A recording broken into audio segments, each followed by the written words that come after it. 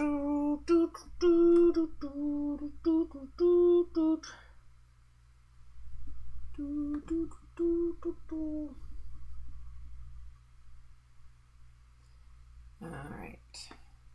Checking the stream health. If I could get this up on my phone to monitor, that would be amazing.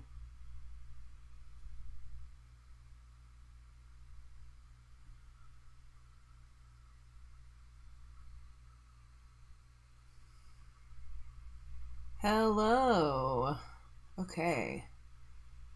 Folks are piling in. Let me know if the sound's okay.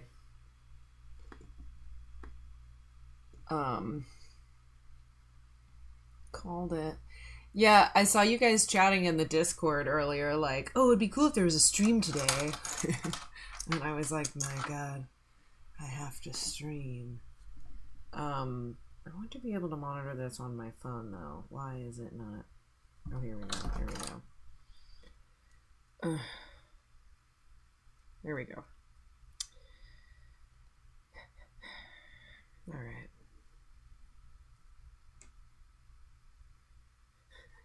I forgot I'm on my trolling alt. What do you use this account for trolling? Like, what do you troll on? That's so funny. I have never had a trolling alt account, but maybe I should. It would be really funny. Sometimes I got a really good comment in me and I'm like, I can't say that, it's too bitchy.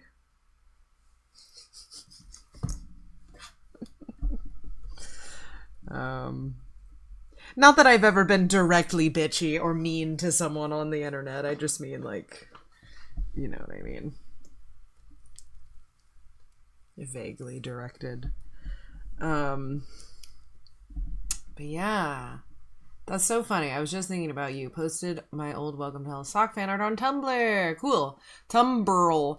I need to get on Tumblr. I haven't been on in a bit. I was trying to keep up with fucking reblogs, and it's very hard to keep up with, so I kind of stepped back a little bit, but I'm trying to get back into doing it. Anyway, it's good to see these two on screen again now. Kiss. Thank you. I miss being here. I had my phone taking for like 2 months. Oh, was your phone broken? That's okay. I haven't streamed for like 2 months. Your computer's overheating. Oh no. That's okay. Me too. Mine too, probably. I'm sorry if your computer overheats. The stream is not worth it. My stream is not worth it for your computer overheating, to be perfectly honest. But thank you for tuning in anyway. Someone says, I recently bought your morgue book. Thank you. I got a notification that someone bought that earlier, so I hope you enjoy it.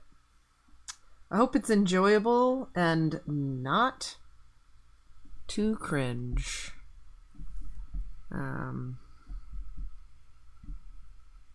Like a little cringe, I think, is fine, but you know.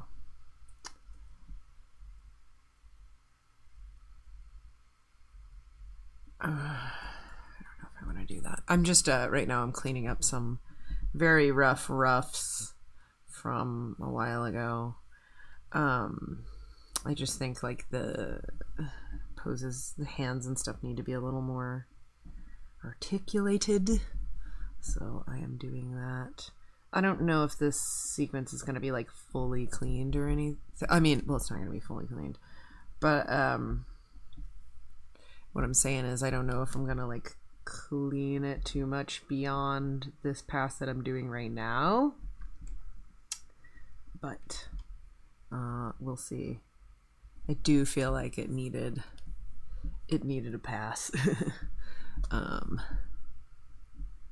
yeah, how are y'all doing? It's been a second since I've streamed. I've just been insanely busy. It's been like a really crazy busy month. And I feel like I haven't really gotten a lot of time to work on Welcome to Hell this month. So it's been like, how can I stream if I'm not working on the thing? I have some friends who are getting married soon and doing some wedding stuff, doing some band practice. I had several band gigs. We're practicing for a band gig we're going to play at the wedding, at my friend's wedding, and like on top of the other fucking bands that I'm in. And I don't know, it's just been, just feels like a lot of stuff going on, so I have not really had it in me to stream. But yeah, how are you guys all doing?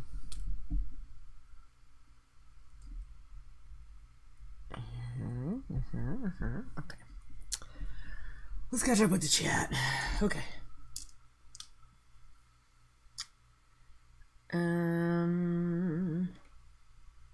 Oops, where did it go? Where did my chat go? Where did my chat go? Live chat, here we go. Yeah, let's see. Yeah, there's a morgue book. It's like a sketchbook that I kept while I was working on the first Welcome to Hell in college. Kind of like an art book, I guess. Like there's a lot of sketches and doodles and me figuring stuff out in there. It's very old. But anyway, it's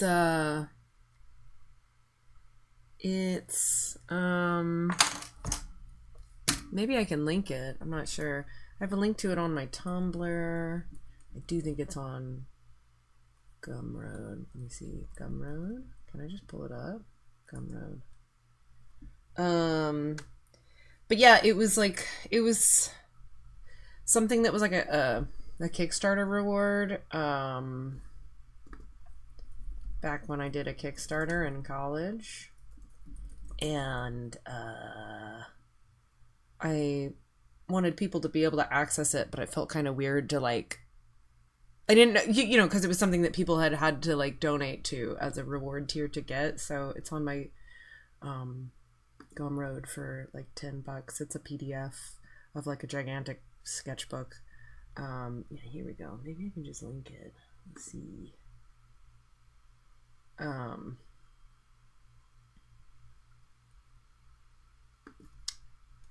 Where can I link it?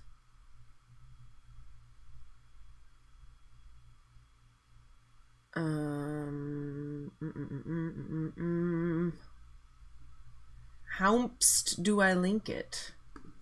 Well, I can link to my Gumroad, and then maybe from there you can physically find it. Let's see. Maybe I can do that. I'm gonna drop that in the chat. See what happens.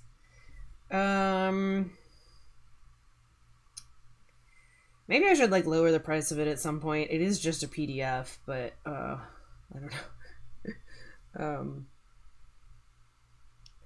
Hey Erica, I have a random question. What was your biggest inspiration to make Welcome to Hell, and what's your biggest inspiration now?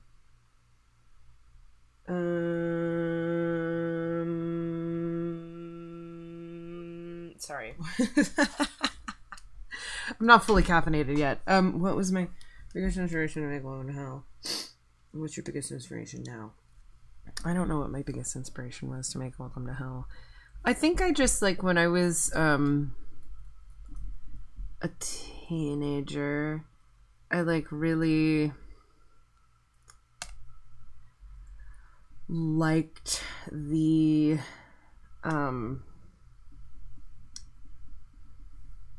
idea of like dark comedy kind of stuff, and I don't know, I just kind of like wanted to make something that was like all of the things that I liked, I guess. Like I wanted to do something with like a character who is either a murderer or a demon, or he's like kind of evil in some way, but he's also like kind of cute and harmless.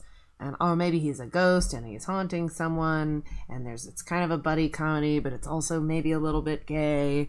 And like I don't know, I just kind of like wanted to make a thing. I wanted to make the sort of thing I wished like existed, I guess, when I was a teenager. And so that's kind of what Welcome to Hell is. I mean, there are things that I like that I consider influences, but like if there's one, I guess if I have to like put it on like one thing that inspired me to make it, it was just sort of like I want to have some characters and a story that's like, I want to write the kind of thing I wish I could see or read. But yeah, I don't know, big influences, like inspirations generally. I don't know, most of my favorite movies are kind of like dark comedy type things, like Little Shop of Horrors I really like. What else?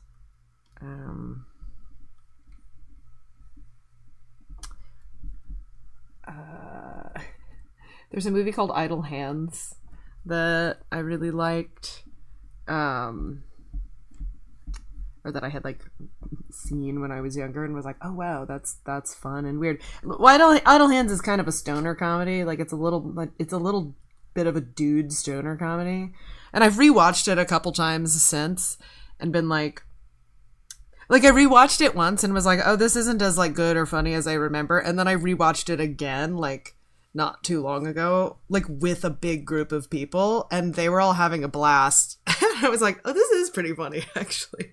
But it's like kind of a stoner comedy, but it's about a kid whose hand becomes possessed by the devil and he kills a bunch of people. Yeah, I don't know, just like that kind of tone, I guess, like something where, I don't know, I just wanted to see more kind of like supernatural murder comedies that maybe are a little bit gay also. I don't know.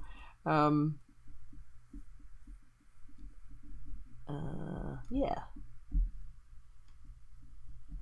I guess if we're talking just purely like inspiration in terms of like story and characters or whatever. I guess art inspiration is kind of a different thing. Let's see. Oh, and my biggest inspiration now, goddamn, I don't know if I have a biggest inspiration now. My biggest inspiration for Welcome to Hell, I guess, is just having it done and having it out there, and so that people can continue to see it. But I also struggle with that on and off. Like the motivation to work on it like kind of comes and goes because there's like a lot of expectations tied to it. And so sometimes I'm like, oh my god, I'm gonna fuck it all up. That's very hard for me to focus on it. I don't know. I guess my biggest inspiration for making it now is, I don't know, wanting people to know it's still there. Like I never stopped working on it, I guess. Anyway. I went to like a queer animation happy hour event like earlier in the week, and it was cool. I like got to, you get to talk to a bunch of different people, voice actors and writers and other animators, other people in animation, other indie animators and stuff. And there was like a couple people who, when we were doing introductions, they were like, oh my god, wait, Welcome to Hell. Or like, oh my god. Like, so it's like, oh yeah, I'm like still working on it or whatever. Like, so that happens sometimes, and I'm like, fuck, I need to stay on top of making it. This is sort of the knowledge that I have a thing that people really like and want more of, and I don't want to squander that, I guess.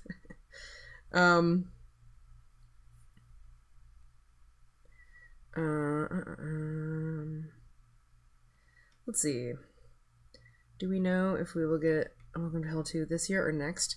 I don't know. It was supposed to be at the beginning of... It was supposed to be last year. But I, like, took an industry job, and that, like, took a lot of my, energy. This year has just been, like, nonstop bullshit. I feel like it's just been, like, thing after thing after thing after thing in real life, and so it's hard to just, like, sit down and focus. So I don't know.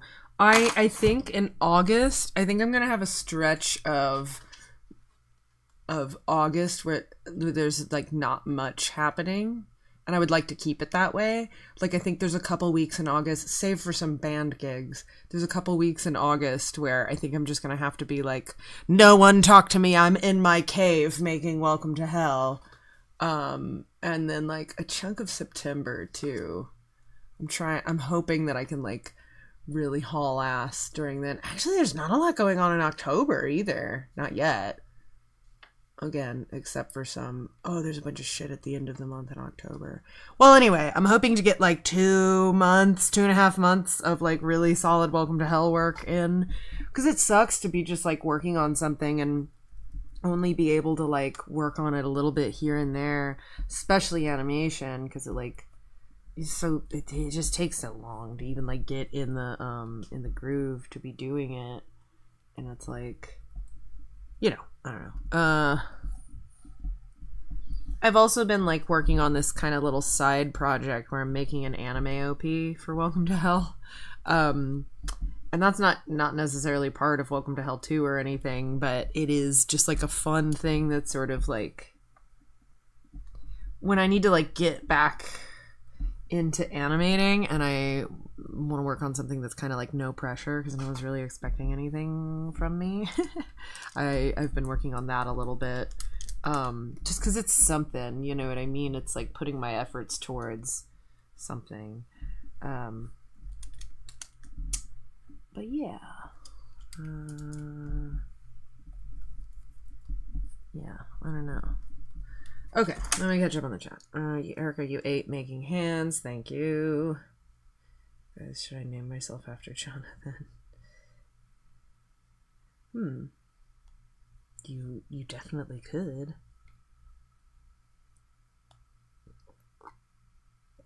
My guinea pig was named Sokka then. That's really funny.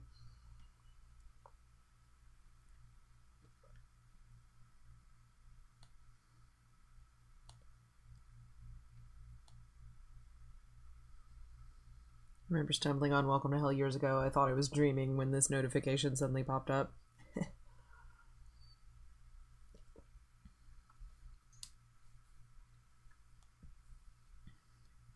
Really liked your animations when I was 18. Thank you. Greetings from Peru. Thank you. Do you think of trying to do your teenage self justice when writing and animating your story, or do you look at it with more nuance? That's an interesting question, because implied in it is that my teenage self did not have as much nuance. And I think that's true broadly of teenagers. But, I mean, not that they don't have nuance, but that you gain more of it as you get older. Do you think you're trying to do your teenage self-justice when writing it, or do you look at it with more nuance? I don't know. I guess kind of both. Like, because I've been working on this for so long, like Welcome to Hell 2, I started after I graduated college. Even though they're characters and a story that I've kind of had with me for a while, it's something I started in my 20s. So even that is kind of hard to like at the time I struggled with like, can I do this? Can I just have this moment right here that's like really self-indulgent, or does that feel cringe? Like, does that feel like I was really I don't know, kind of like went back and forth, and I still have those moments. I told myself it was fine. It's fine. Like this is for teenage Erica. It's fine. You know what I mean? Like, and I don't know. I sort of cycle back and forth through that because like I don't want to seem. I want it to seem. How do I answer this? Well, one thing is like I'm also beholden to like with the project that 25-year-old Erica started or whatever, right? Like I'm a different person now than I was when I started Welcome to Hell 2. So I kind of you're sort of locked into this thing that I started doing all the way back then.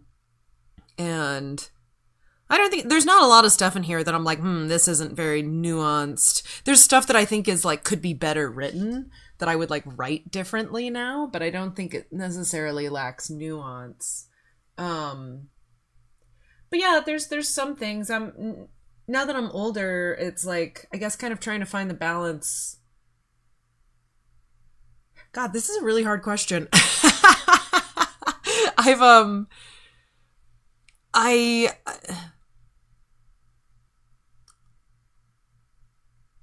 Man, I'm sorry, my brain is going like a million different places with this question.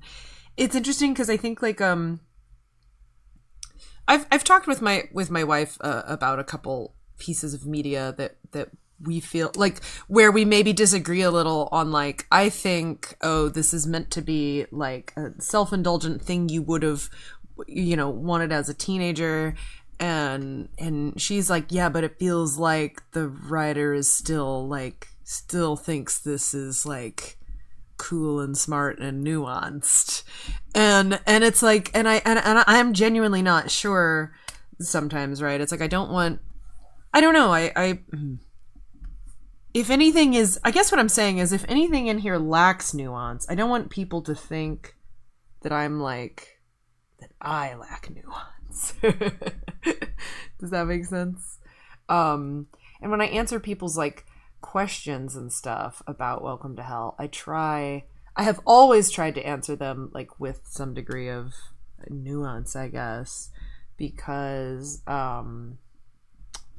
I don't know, I'm just sort of trying to like a little bit like future proof my answers a little bit. Like fortunately I did most of my talking about Welcome to Hell online once I was already like college educated, so I haven't said a lot of like dumb embarrassing things about it. I think I've been pretty like, I don't know. Does any of what I'm saying make any sense right now? I'm sort of like talking around my interpretation of your question. Sometimes you think about something or you think about doing something from when you were younger, like your original idea for something, and you're like, I can't do that now. Like, you know what I mean? Like, oh, that would like read entirely the wrong way, or I don't know. I'm sorry, I'm really struggling to answer this question. And also seeing like tastes change and stuff over time, like as you, it's not just that I change as I'm getting older, but like realizing, I've talked about this a lot, the sort of realization that like the original people that were fans of Welcome to Hell, some of them were my age, some of them were like teens and 20-somethings, but a lot of them were kids, and I didn't know that, you know what I mean? And so I guess really the answer to this question is now I have to consider the fact that what I'm making is something that kids can just encounter, and is, that's kind of, if, I don't know, I didn't know that when I was first posting it. And do you have a responsibility? Do I have a responsibility? I don't know. I don't necessarily think that I do, but also like, the way that teenagers are has also kind of like changed over the years. Like, I don't know if this is so much the case anymore, but like, I feel like 5 years ago or so, there was like a lot of, like self-policing going on in fandom spaces and teenager fandom spaces where like, you're a bad person if you ship this thing or whatever. And I was like, oh my God, what? Like, it wasn't like this when I was a teenager. Like, this is like, I'm navigating kind of like a new, I don't know, the vibe of fandom spaces has changed over time, right? And so you're kind of trying to navigate that, like, oh shit, am I doing it right? Am I doing this wrong? Like, are they not gonna like this? Like, again, I'm sort of making it for me, you know what I mean? Or is this like, is there like a performative thing, right? Because we're all a little bit like politically left, and we're like, and leftists are always trying to weed out the bad ones. I don't know. Anyway, sorry, I'm getting way off track with this, but there's a lot sort of tied into this question, I guess. I will just move on to another question. Let's see. Or if I've said something that maybe like felt like I was hitting on what you were trying to ask me, like let me know, or maybe like hone in on something more specific and maybe I can answer that. I just sort of like, my brain went in a million places with that question. I have a feeling that Sock and Jonathan are going to fight a lot in this last part. I hope so. Let's see. Happened yesterday where 2 teens recognized my welcome to hell shirt at my job, and I never know how to respond like a normal person. That's awesome.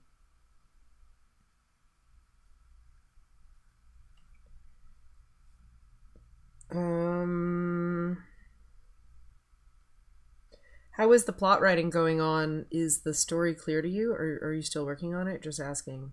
I mean, it's already written. I'm animating it at this point. It's been written for a while. I don't start animating anything until I'm like, I've already got it locked in. So the story's clear. I just, and I've also asked, you know, my writer wife, like, this is several times, because I didn't start dating her until I had already like written Welcome to Hell, and I was like, does this make sense, by the way?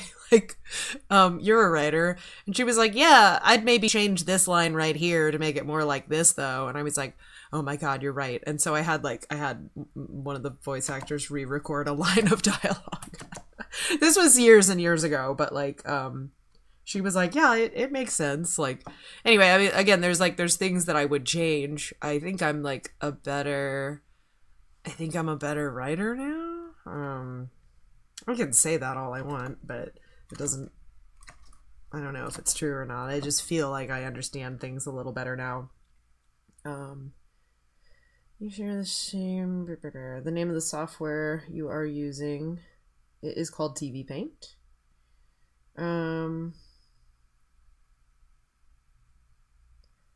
What is this?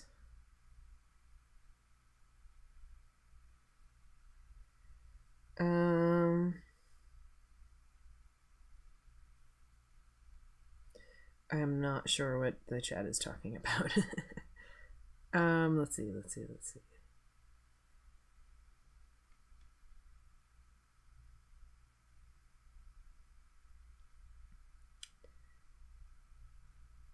Oh man, my username on here is a really old YouTube name, not Ping No Lol.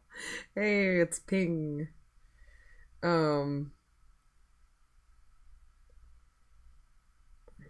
Is a cool name. Okay. This person says, yeah, I get it. It's like, I like the idea that it's like a dedication to your teenage self with the knowledge you have now. Sorry for the kind of complicated question. No, it's okay. I'm trying to, that's essentially it. That's sort of my goal. That's sort of what guides what I'm doing right now, is like I'm making the kind of thing that I wanted to see when I was younger. Yeah.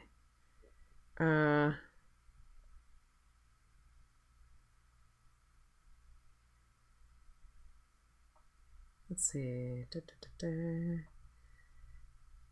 Okay, sorry, I'm catching up now. Don't get shipping culture and fandoms in recent times. People should have seen the ships and creepypasta in the 2010s. That's funny.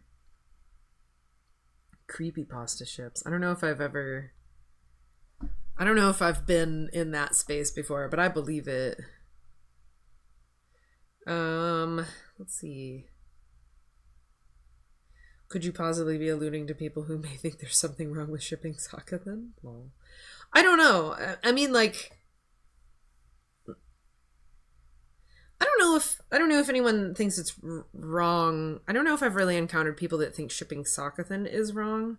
I have encountered people insinuating that if I insinuate Sok and Jonathan can be shipped, that that's wrong because I'm an adult. And it's like, well, I don't know how to tell you this, but like all of the things that you read or consume are written by adults. I don't know what to tell you. So I don't know. But I haven't encountered people that think the ship itself is like wrong. But I have been in fandom spaces where people are like, oh my god, you ship this character and this character, even though they have like an abusive relationship, that must mean you're abusive in real life. And it's like,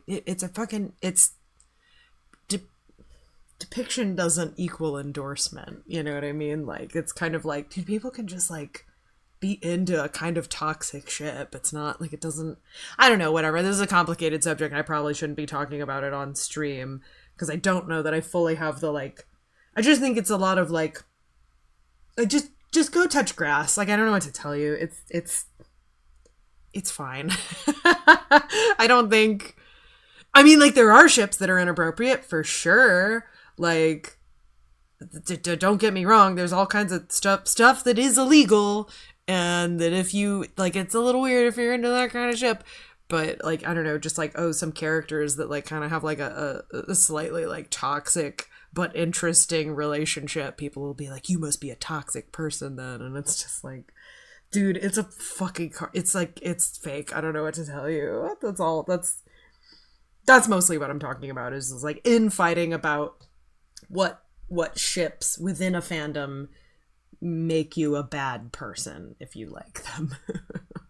And that's like, it's in all kinds of fandoms. I'll encounter it in fandoms that I'm not into. Like I'll be following someone online and like seeing them argue with people about ships, and I'm just like, what? Like trying to process it from like an outside point of view. I don't know. If you're just, everyone's got different taste in ships, and it's fine. It's totally fine. Hello. I had no idea you'd been streaming because YouTube doesn't send me notifications anymore. Dude, YouTube is busted. I'm sorry. What is your degree in, and did you go to an art school? Yeah, I went to, an art school. My degree is in being a fucking clown for going to art school. And no, I'm just kidding. My degree is, it's a Bachelor of Fine Arts with a focus in animation. And I went to a school called Kansas City Art Institute, which is not part of the Art Institute's chain. It just happens to be called that. But yeah. Jeff X Lulu bad and Jeff X Slender. Oh, you're talking about Slenderman ships. Is that what we're talking? That's so funny. I didn't know there was Slenderman ships. I wonder, what do you work as now? What do I work as now?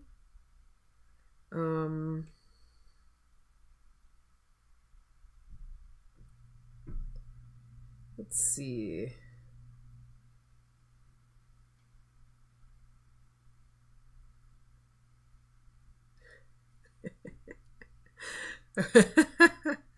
Sorry, one of these comments got held and I decided to show it. I was your stuff in high school and now I fuck dudes. Erica, say hi to the Brazilians here in the chat, please. Hi, Brazilians. Let's see. Let's see. Is there multiple Brazilians in the chat? Hell yeah. Yume shipping. Okay, I've heard of that. Okay, this has come up on stream before. Is Yume shipping the thing where you ship yourself with characters? Because that has always been a thing. I just don't know if it's been, I don't know if it had the term Yume shipping back then. Like, I remember encountering that when I was like un child on the internet. But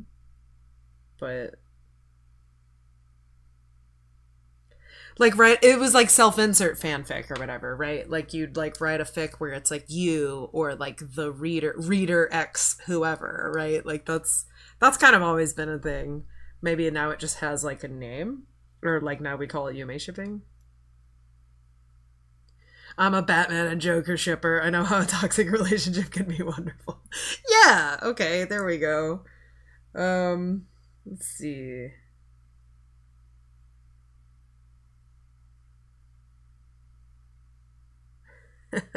Okay. Yeah, we just made it Japanese now. That's what you're saying. Um good.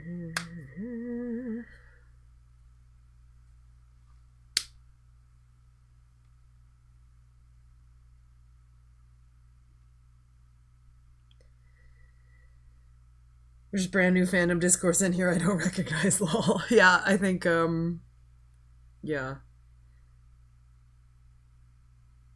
Okay, I'm sorry. I'm trying to catch up. I think I'm almost caught up. Okay, I'm kind of late.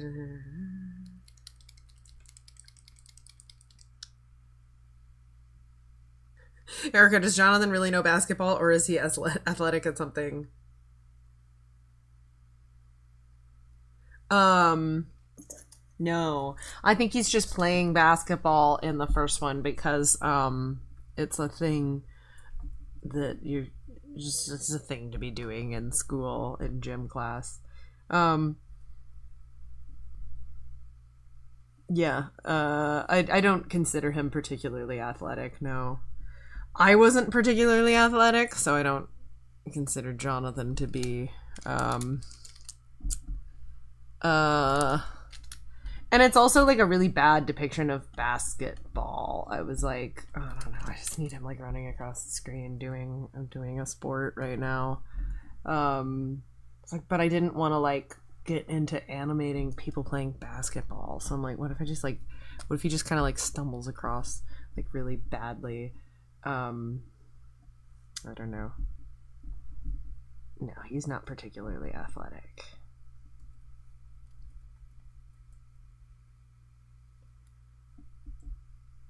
It doesn't really matter. Why am I doing it like that? Okay. Fuck. Okay. Sorry, I'm gonna try and animate a little bit. What did I do? Is that the frame? Oh, that's what I'm doing. Okay, I forgot what I was doing. Okay.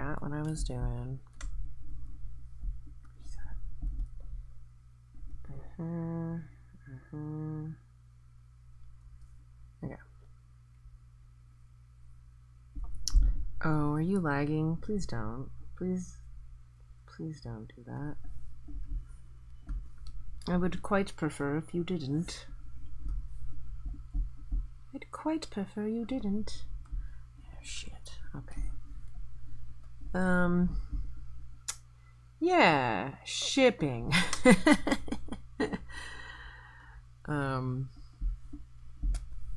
don't know. You guys get what I'm talking about. You know what I mean. I'm just gonna squish this into place. No, not like that. Like that. See what that does. Yes, that's better. Doing this sort of cheating animation where I'm just moving stuff around just to kind of, I don't know, rough it in a little bit, not having to redraw everything. That'll work. Okay. This is where he starts going off model a little bit. See what the chat's up to. They force you to play basketball in school regardless of whether you can actually ball. That is true.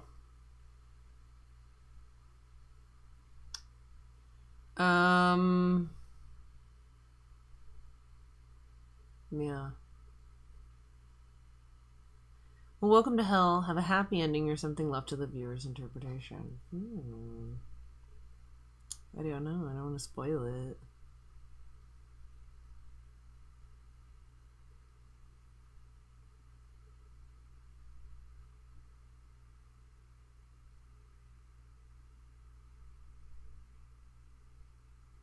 I guess everyone's like school situation is a little different. Like school gym class is a little different, but like in my school, we just like you change for gym class, and today we're playing basketball, or we're doing basketball all week, or today we're doing volleyball.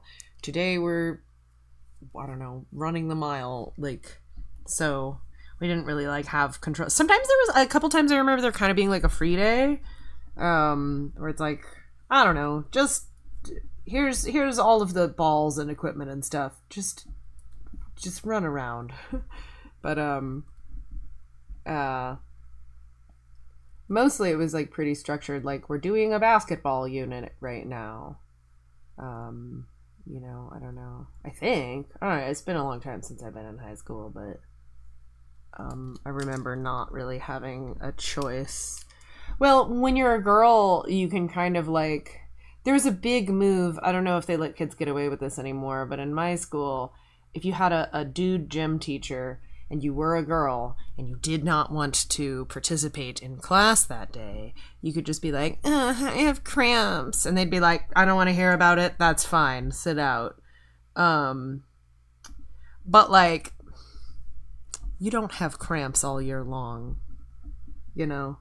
But they don't want it. They're like, I'm not touching that. Like the dude gym teachers were just like, that's cool. That's fine. I believe you.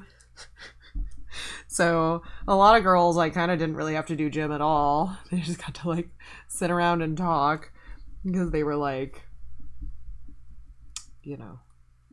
playing up the period cramps.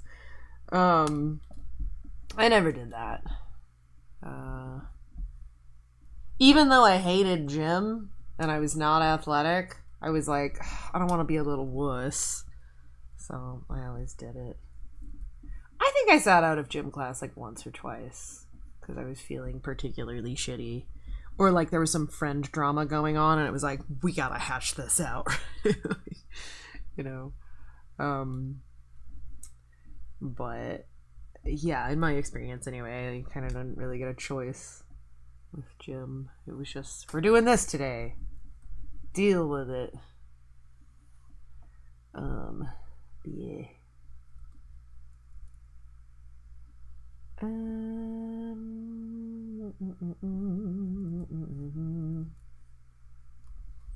Yeah. Trying to like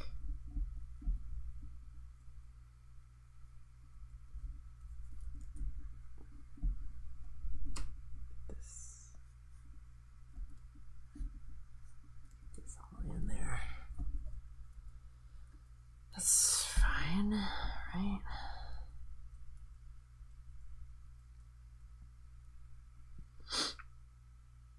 Okay. I will catch up with the chat in a second, but I gotta draw a freaking hand right now. Boy, I go through phases where I'm like pretty good at drawing hands and phases where I'm not. And I feel like I'm in a not phase right now. But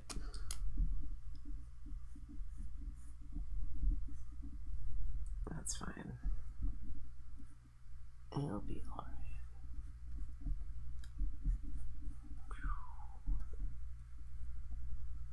Oh, that's uneven. That's weird. Okay. This face feels okay. I think it's just everything else that feels wrong to me. It's simply everything else.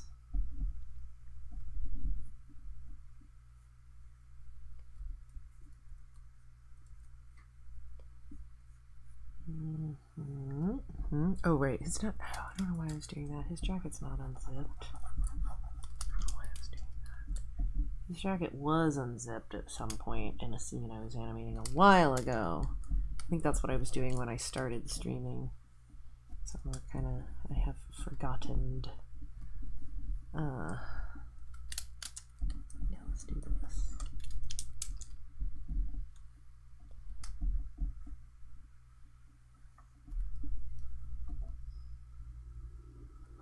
Yeah.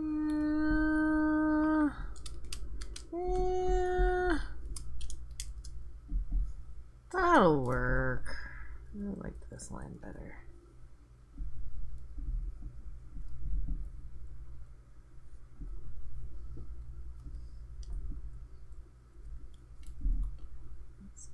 This folder's too far out. Maybe? Oh, this looks a little bit fucked up.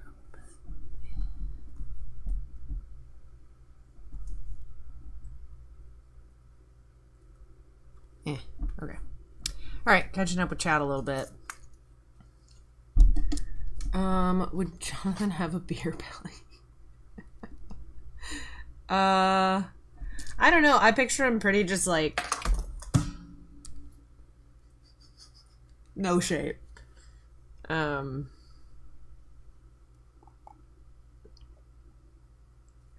His hoodie is like poofy at the end. But he's not like shaped like that. That's just like the poofiness of the hoodie. Love the sound her pin makes when it's shaken. Like this? Do you want some pin ASMR? Or is it this? Is it when I'm like tapping the screen? Do I shake it? Do I shake the pin? Maybe I do. I'm not sure. That's really funny.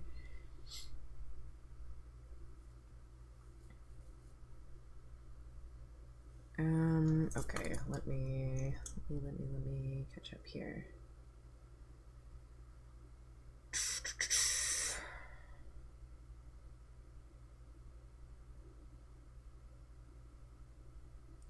Okay, sorry.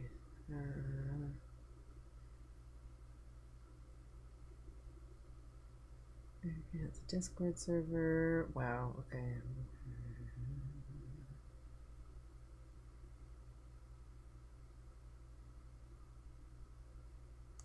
Okay. Really need to see you working on this after all this time.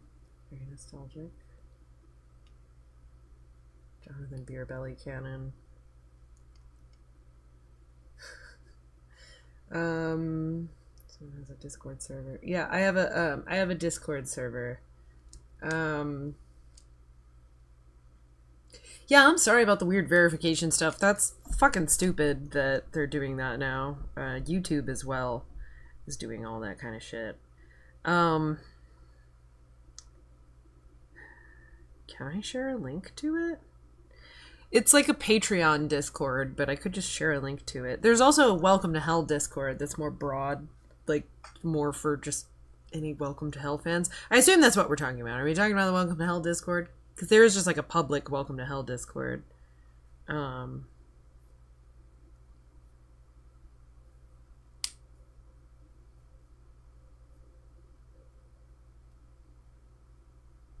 Once before we had an incident trying to send the link and it didn't work. Okay. It was really difficult.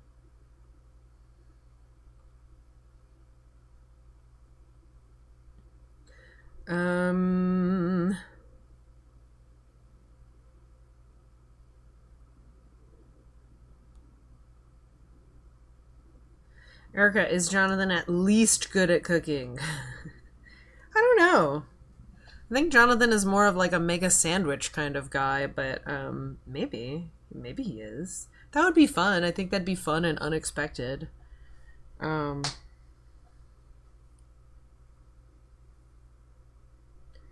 girl in my class had to do extra stuff because she didn't wear the right shoes, and she asked the gym teacher to go to the bathroom after she said she was on her monthly, and he said no. Yeah. At work right now, so I can't stay, but have a good stream. Thank you. My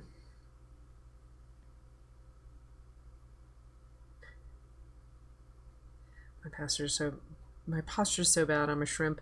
We a friend of mine on a show that I was working on, every now and then would send a little message to us in the Slack chat at work that was like, shrimp check. And it was just like a little shrimp emoji. And it was like, unshrimp yourself. From hunching over your computer. So everyone do a shrimp check. Yeah.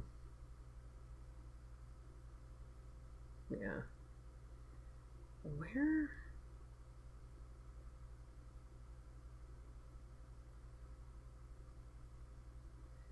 Let's see. It's Welcome to Hell 2, Part 2, Welcome to Hell 2 2. I actually thought about, like, when I'm done with Part 1 and Part 2, that maybe I should upload them all as, like, one long chunk. And I was actually kind of thinking about, like, so I actually don't like the idea okay, a friend of mine was telling me that another friend of mine doesn't like the idea of putting numbers on their things, like 2 and 3 and whatever, like for sequels, just giving them like a subtitle. And I agree with that, actually. And I thought that before I posted Welcome to Hell 2, but I also kind of thought, like, I don't know what to call it. Like, I don't know what to call it. Like, Welcome to Hell, what? Welcome to Hell, Bloodlines. Like, you know what I mean? Like, what would I fucking call it? And I had been calling it Welcome to Hell 2, like, in the tags and, like, interacting with fans and stuff. So that kind of just made sense. But I thought about, like, if I were to, like, re-upload this all as one piece later, like, should I rebrand it as, like, Welcome to Hell something? Maybe just Part 2. Maybe just call it Part 2. I don't know. Because I also kind of like the idea, this friend in question has a way of storytelling where they can just kind of, like, slice in to a story and tell little chunks of it sort of out of order. That's the way that he sort of, like, works on his projects. And that's not exactly what I am doing with Welcome to Hell. Like, it kind of is, I guess. Like, I've said this many times, but, like, if I was making a TV show, like an actual series, Welcome to Hell, like, what happens in episode 2 would not be episode 2 of the TV show. Like, this is part 2 of, like, what I as an individual felt like would be a decent companion piece or, like, follow-up piece to, like, my student short film. But you know what I mean? As, like, a hypothetical series, episode 2 would not be the thing that is happening in this. So, yeah, I don't know. So it's interesting. It's interesting to sort of label it 2, like it's chronological or whatever. The thing that I'm working on now feels more like it could be like, I don't know, like a season finale or something, maybe. Like, maybe this would happen at the end of season 1 or something. Anyway, but yeah, so we'll see. Beer Belly plushie.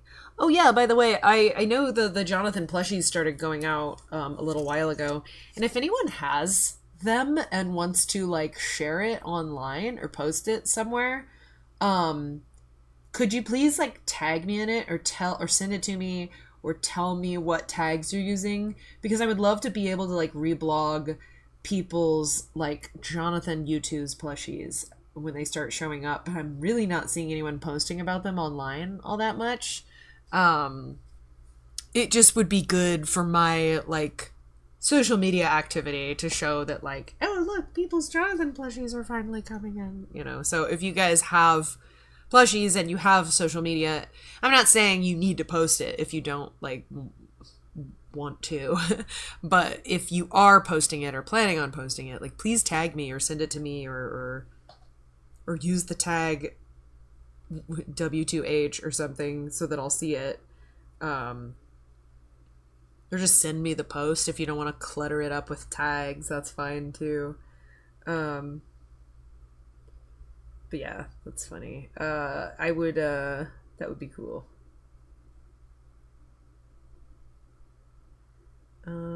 Rattlesnake pen. I think let's Erica do it. You could also break it up into multiple messages. What? Jonathan would have to be a good cook for him to be a chonker. Jonathan would be good at making barbecue. You mean barbecuing? Just on the Barbie? Kansas barbecue would be a staple, I assume. Yeah, you barbecue. I feel like barbecue broadly is like a Midwest. It's a very Midwest thing. I feel like every place in the Midwest, maybe not every place in the Midwest, but I feel like a lot of places in the Midwest like have their own style of barbecue.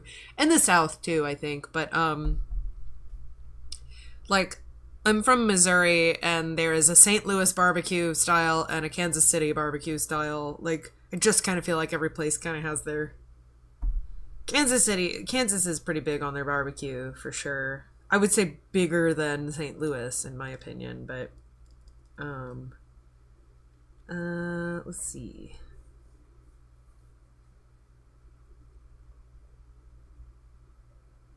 If Welcome to Hell characters would be animals, what animals would they be? I think we've talked about this in another stream before.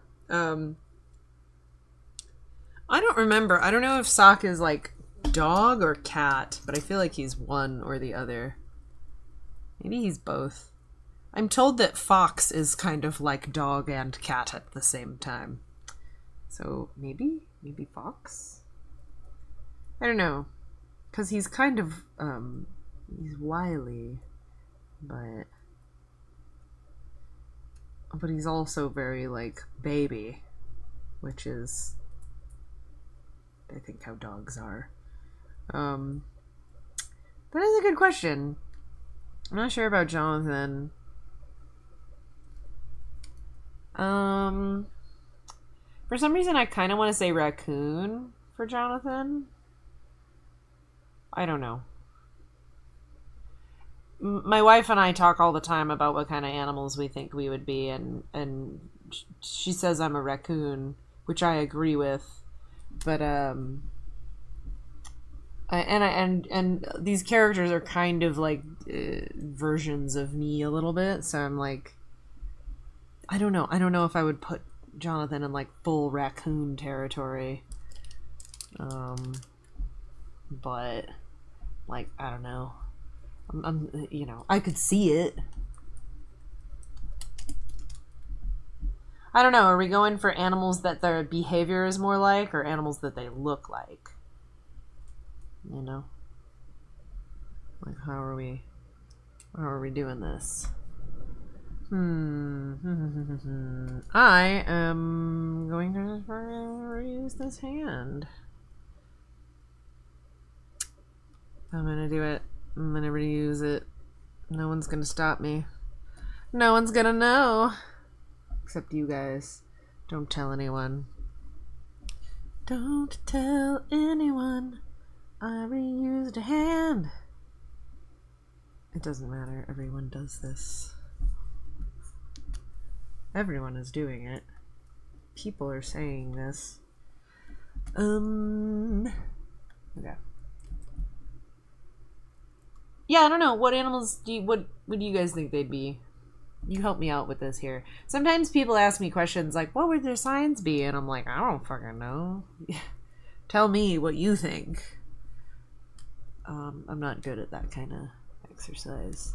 But I don't know. We've done a bunch of them on stream. We've done like, what if the characters are like fruits or vegetables, what would they be? So, yeah, I don't know. Let me know what you guys think. Okay, I can do that. You can be like that. Really? Yeah? Yeah? Okay. Let's see what we got. Guys, do you think Jonathan would eat a mac and cheese steak burrito? Of course he would. He's a teenage boy. Sock would be a goat. Jonathan would be an eagle or something birdy. Oh, okay. Interesting.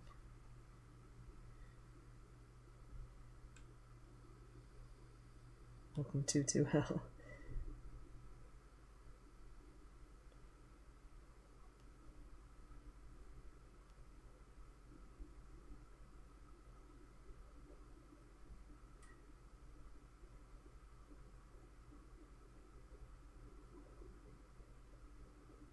It is a Final Destination reference. Thank you. Numbers indicate order.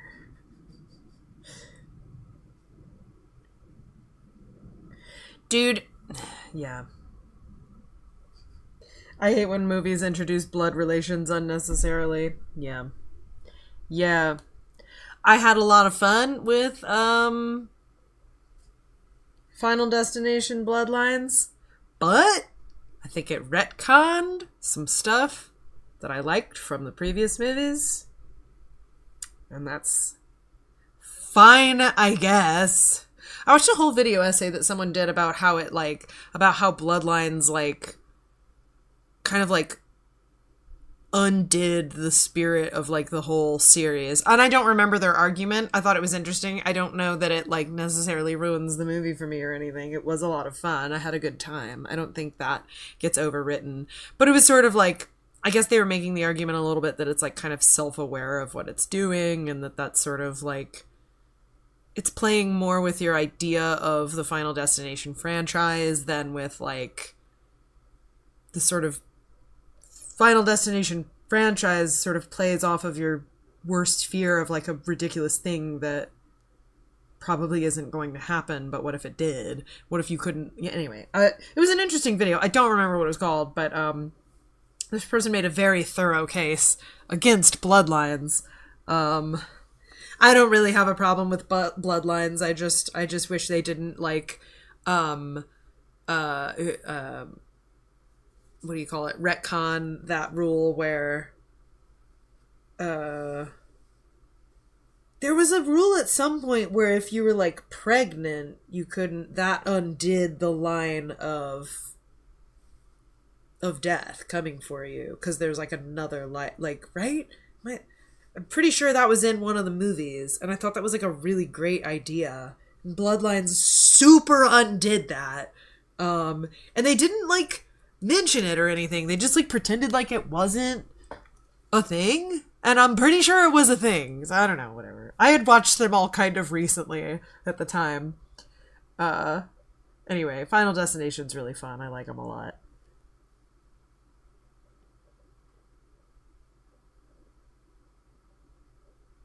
In one of the Final Destinations, they insinuate that 9/11 is a Final Destination, like, was a thing that happened from Final Destination, which is so insane. They don't say it, but they, like, heavily insinuate it. They, like, let the audience put it together. And it's just like, dude, what? Like, that feels like it should be illegal. I couldn't believe it. I was like, when did this come out? This feels too soon. This feels too soon for them to have, like, made this joke. I mean, I don't think it was supposed to be a joke, but, you know. I don't know. It's, Anyway, I don't know if I should, like, bleep that out when I upload this. Anyway, okay. Sorry, I'm talking about Final Destination too much. What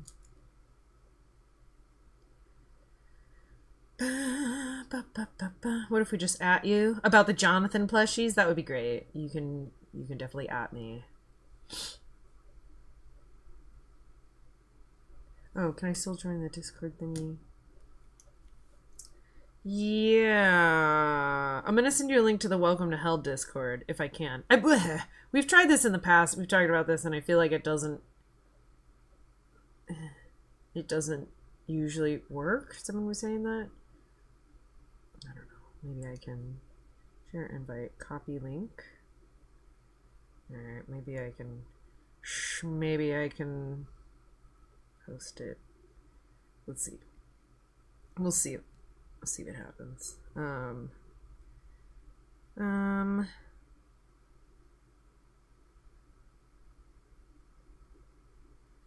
Okay.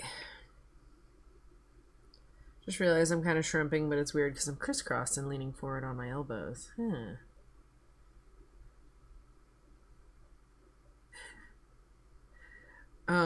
Thank you. There is a user who I think is maybe Russian. It says, hello, I'm not American and I don't speak English. I understand about 50-50 of what you say. But anyway, glad to see this video. I forgot the word. Thank you so much. Thank you for tuning in. I appreciate it, even though you can't get all of what I'm saying. Let's see. Let's talk. Can Jonathan survive in the regular show universe? That's a good question. I actually haven't seen enough regular show to know if like that universe is like to understand enough of. I mean, I've seen a lot of regular show, but I don't know, I guess I didn't think of the universe as being like particularly like there is a lot of chaos that happens sometimes, but it's not constant. Right? I don't know. Maybe I haven't seen enough of it. Bunny Lil, that's cute. I used to think Jonathan of Sloth. Oh, let's think of him as a sloth because random sleepy guy. That makes sense. Jojo Rabbit. Jonathan is possum, gray, and has pouch. I love that. That's good. Save it.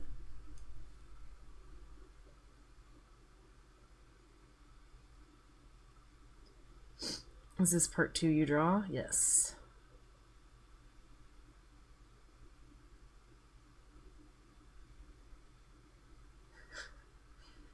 Let's see. Taloned bird. Interesting. For Jonathan.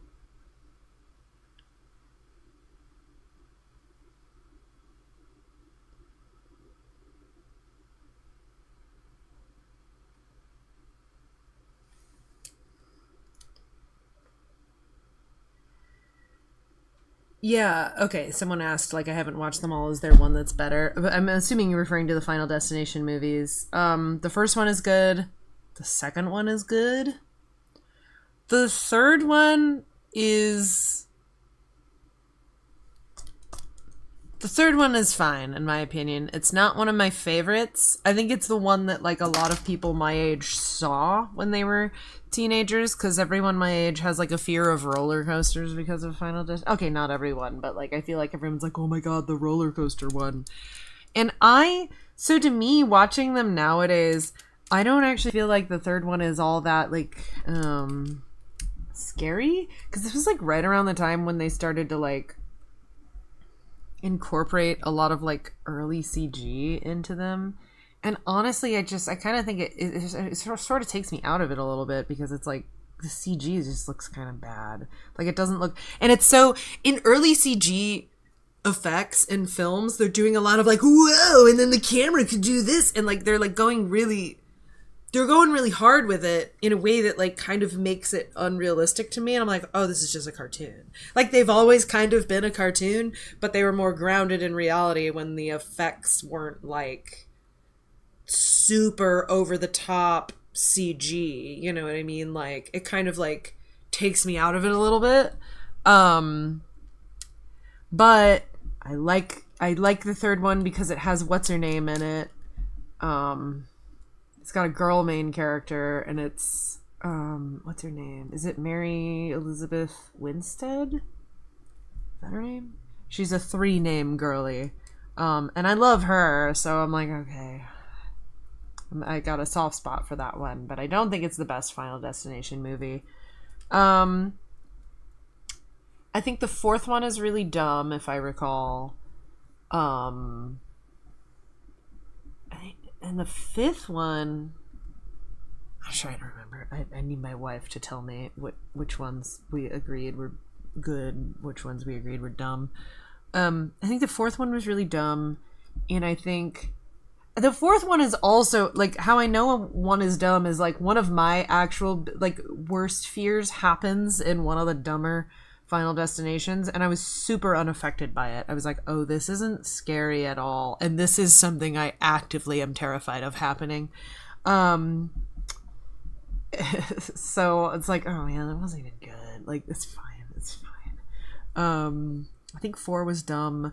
I think 5 was fine. I think 5 was good. Or 5 was like, no, there was one of them that was like really dumb and bad, but the ending was like, whoa! It like, it had this like twist at the end that made it good, in my opinion. And then 6 was Bloodlines, right? Like 6 was the one that just came out like last year or so, which was also good. Yeah, I don't know, it's just one of those franchises that like gets dumber as it goes, and then it doesn't. You know, like it had a recent entry that like made it good and fun again. So yeah, I don't know, but yeah, you can't go wrong with the first or second one. The second one has like the big iconic moment where the logging truck, where the log falls off of the truck and blasts through a cop car. Which I guess everyone is like scared of to drive by those trucks now. But it's so funny. Like that moment is hysterically funny. Like watching it now, it's just so good. It like, whatever, just eviscerates that guy. It's such a cartoon. I'm sorry. Maybe not for everyone, but I think they're fun. I just think they're neat. All right.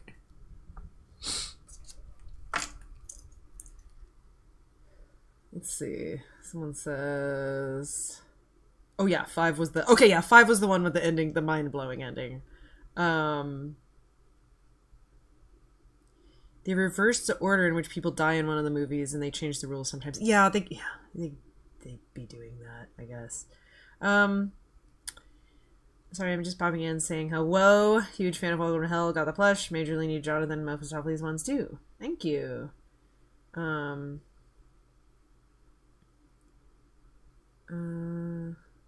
family's talking about world issues and making me anxious. I'm sorry. That sucks.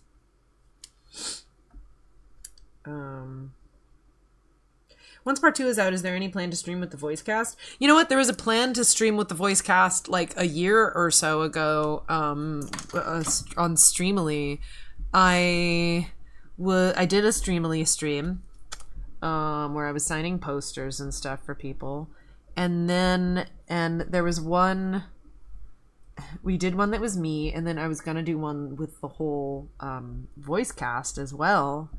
And my Streamily representative changed at some point. The girl that was representing me, I guess left or moved departments or something, and so I got like all of her clients got like transferred to another Streamily rep, and I don't know, that Streamily rep just hasn't been very active with me. Not to throw them under the bus, but like I was like, cool, you know, like I was planning on having this, we were going to do a stream, and I think it was supposed to be February 2025, because that's when all of the voice cast said they were like available, and I don't know, they just never really got back to me. So I guess I could have poked them again about it, but I just got super busy that year, so yeah, I didn't. It's partly on me. But my previous Streamily rep was very proactive with me, and my current one is not. So I kind of just let that fall by the wayside. I guess I could just do it randomly. Like lagging now. I could do a random stream with everybody. I think I'd prefer to maybe do it through Streamily, because that kind of like gives it a little bit of a structure. It gives it like a reason for us to stream. We're doing a Streamily stream, you know. But yeah, I don't know if that's something you guys are interested in. It is something I would be down to do. Yeah, I just I gotta coordinate it, and I haven't been very on top of coordinating stuff like that lately. But yeah, that's a possibility. Unfortunately, I don't have a gigantic cast, so it's not like too hard to coordinate everyone's schedules, but it is people. It is like coordinating people, which is always tricky. Just because, you know, everyone has lives and shit. So, what did I do here? Whoa, okay. I'm gonna do this.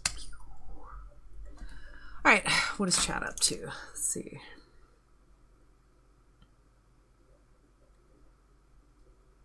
Oh, you can't use subtitles on stream. I didn't know that. That sucks. I mean, the subtitles they're kind of bad. You know, they can only do as good as they can do, but I didn't know that. You're right, the subtitles is grayed out. I'm sorry. Well, after the stream, it'll go up. I post it on the channel. So you can watch it that way. And it should have subtitles. Auto-generated subtitles, unfortunately. So, let's see.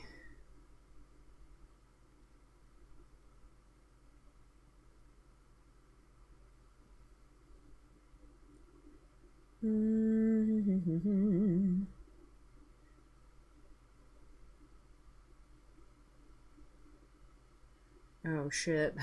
I hope I didn't overflow the server. There is a Jonathan plush, by the way. It already happened.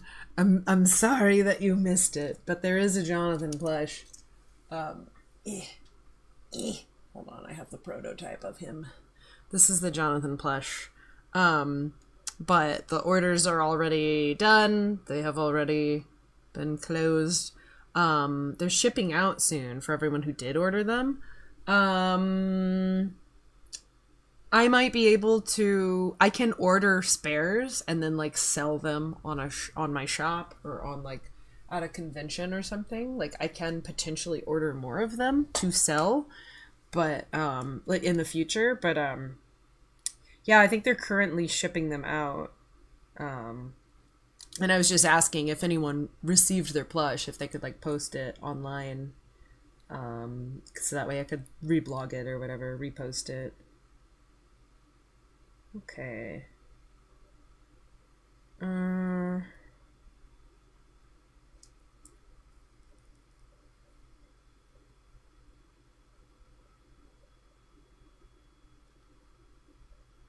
right, let's see.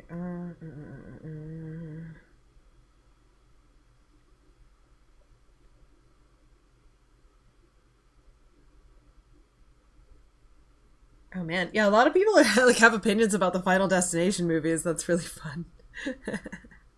The X-ray sequence must have taken the whole budget. Yeah, that is kind of the big one of that movie.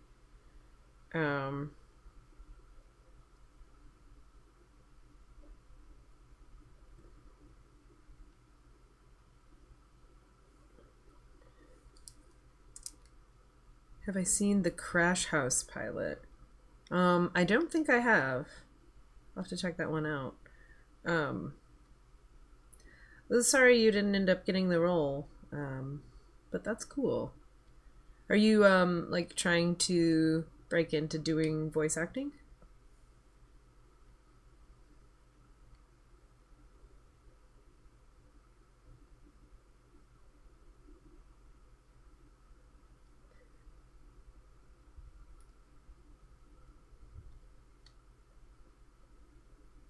Let's see.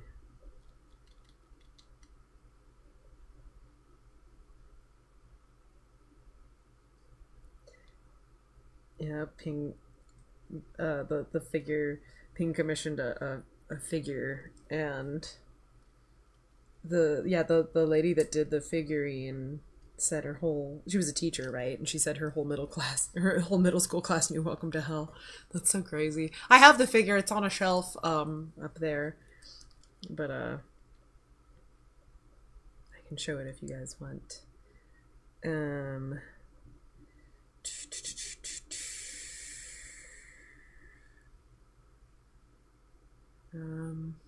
Yeah, Jonathan, what happened to your face? Sorry. It's a weird in between. He's making a silly face. Jonathan's mom plush for a friend. Uh.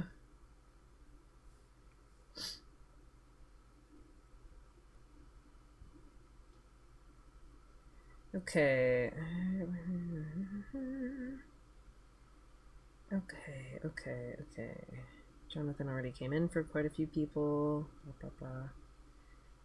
Anyone see the pilot from Ramshackle? Yeah, I got some Ramshackle fans in the chat.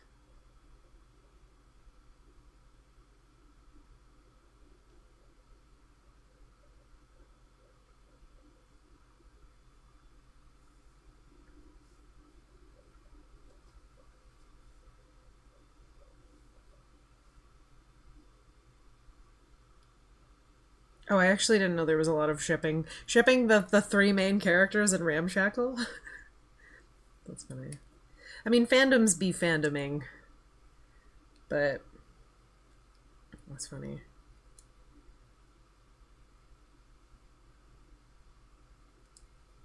Okay. Alright, I think I'm all caught up on the chat. Now I can work a little bit.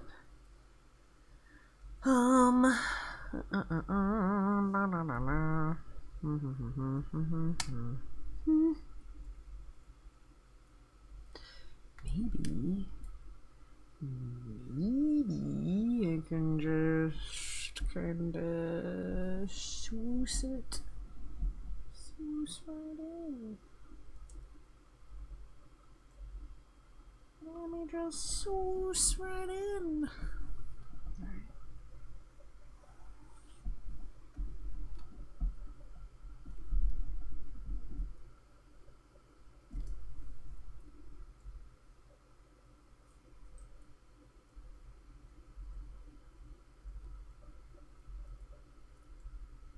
I guess I can work with that.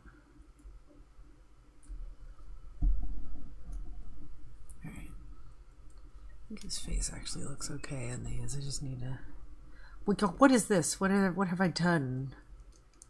What is any of this? What is going on? This is a really funny in between, but... Look at these little... What if I just kept them like that? Love that. Love that for me.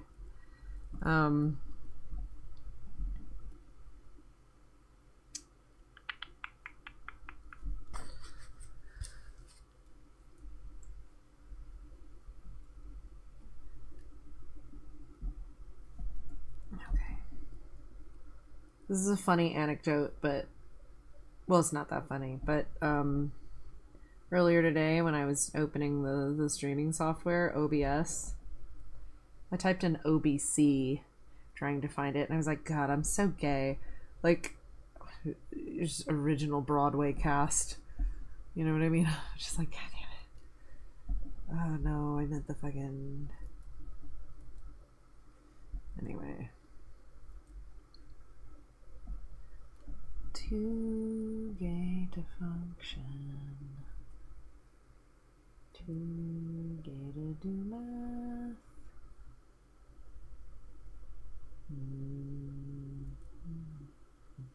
Okay.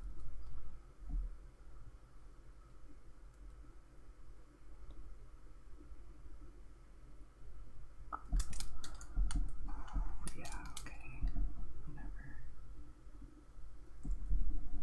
I don't know what is happening. These are insane hands.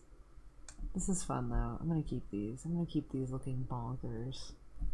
I kinda like them. I kinda like them. Wow. It would be cool if you didn't lag. Thanks, computer. How's everyone doing? Anyone have some cool news to share? Anyone have some good shit going on in their lives?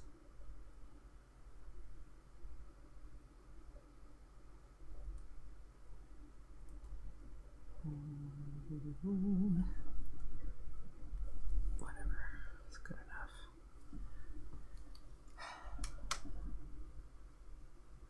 enough. Okay. Catching up on the chat.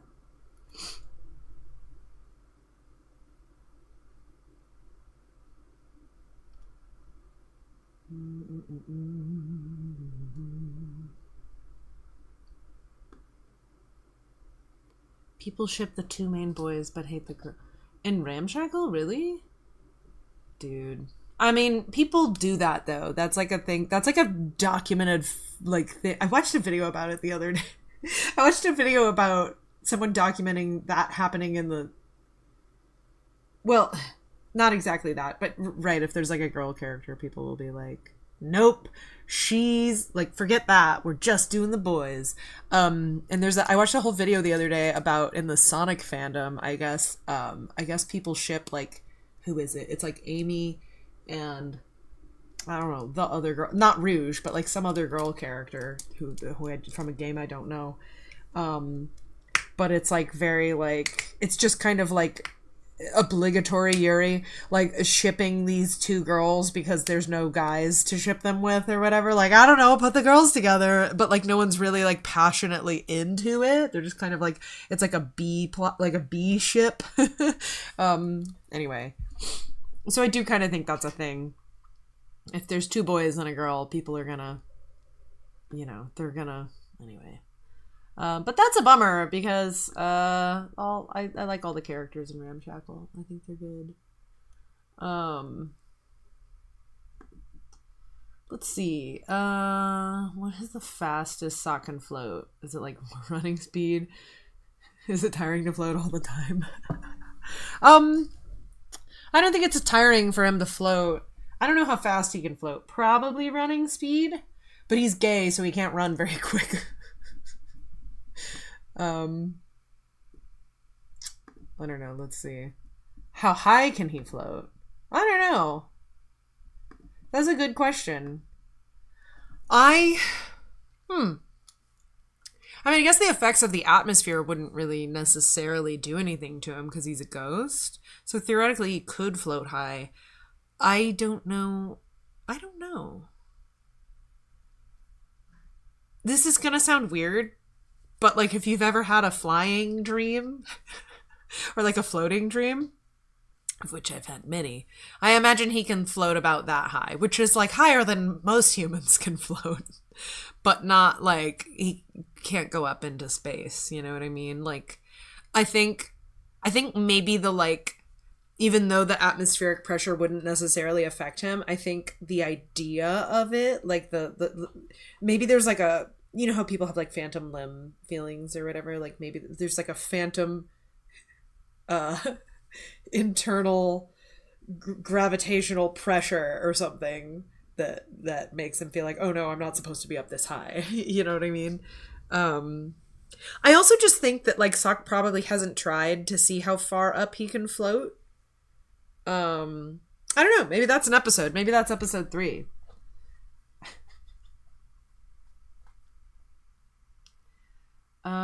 Let's see. Wondering what floating feels like physically to your body.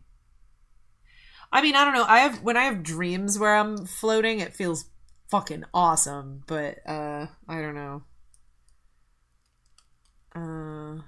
Let's see.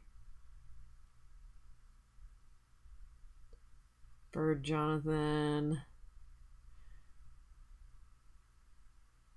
Those are some gay hands. Oh, my buddy Kaylin is here. Jazzlight. Hell yeah. My stream lags. I'm sorry, guys. Sorry if it's lagging. I'm eating pizza for breakfast. I'm a chud. Pizza for breakfast is not chud behavior. Pizza for breakfast should be normalized. I'm a big fan of pizza for breakfast. Specifically, and I don't know if this is divisive or not, but cold pizza with like hot sauce on it or like dipped in ranch or something. These are not things I eat frequently, but like I'm just picturing how awesome that would be for fucking breakfast. I love a savory breakfast. I'm a big fan of like savory breakfast, so I don't know. Leftovers from the night before, depending on what the leftovers are. Mexican food, leftover Mexican food for breakfast is also very good. Yeah. Love that shit. Oh my god. What is this shit? Cut that out. It wasn't this laggy when I started, so I'm not sure what's happening.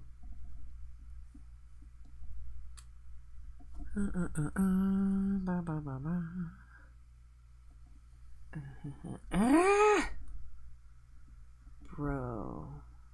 Come on. Come on with that shit. Okay.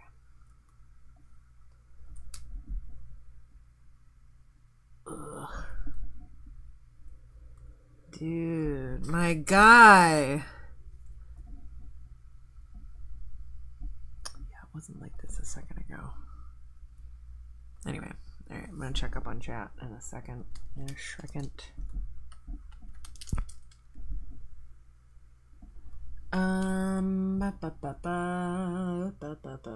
My elementary school actually served pizza for breakfast. Really?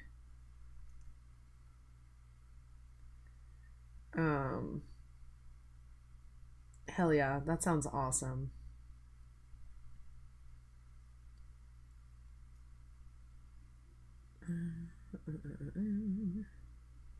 Sorry, just catching up.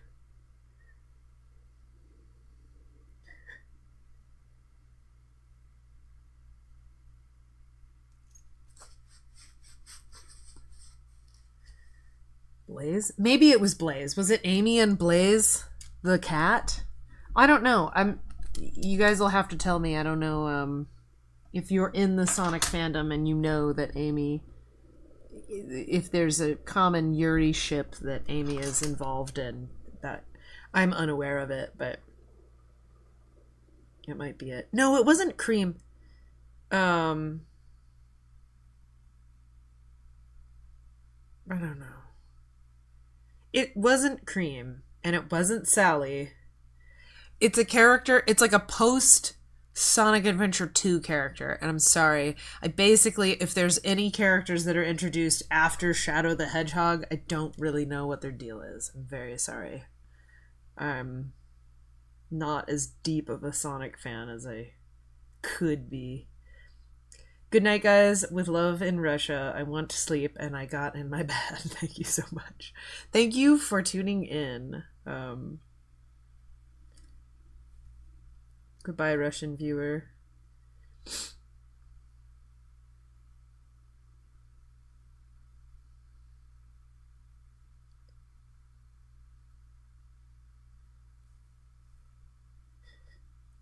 Okay, sorry. Gay people are known to walk fast but run slow. Is that true? That feels correct to me, but I've not. That's really, really funny. I think maybe like we spend all of our energy walking fast, so there's nothing left to run. That's funny. Metal Family. Oh, you guys have mentioned Metal Family before, and I don't think I've checked it out yet. So, I shall check that out. Let me look up what it looks like real quick and make sure I'm not crazy. Oh, I need to contact the Department of Revenue. Okay. Metal Family. Okay. I super haven't heard of this. There's 13 episodes. Okay, it's from Russia. Web series. Okay. Huh. Yeah, I'll check it out. I was unfamiliar with that. Cold pizza out the fridge in the morning is working class survival. It is!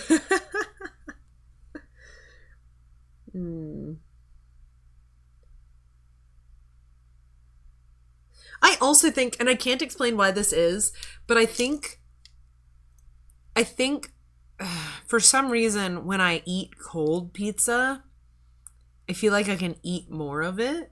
If that makes any sense. Like I'll have a slice of cold pizza and be like, I'm just gonna have one slice or whatever, and then I'm like, that didn't feel like anything. I could eat two. I don't know why. When it's cold, for some reason it feels like not as filling, or like somehow it's not as much pizza. Maybe maybe the heat of hot pizza like slows you down when you eat it, and you have more time to like realize that you're like actually getting full. I don't know. I don't know why. I can blow through cold pizza like it's nothing. I don't know why. I don't know if anyone else has found that to be true. Okay.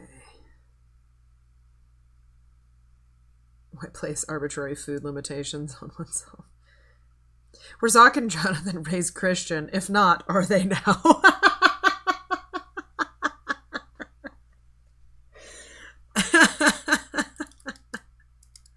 That's really funny. That's a good question. I have kind of thought of Jonathan as being like an atheist, and that there's just like an extra layer to like him being haunted by this ghost who is a demon. He's like, that can't be right. I must just be crazy. Like, I think he'd rather accept that maybe he's like going insane than like actually there is a ghost or whatever. Like, I think that kind of like adds an interesting layer if he's like actively interacting with something that he doesn't believe in. I think that's kind of fun.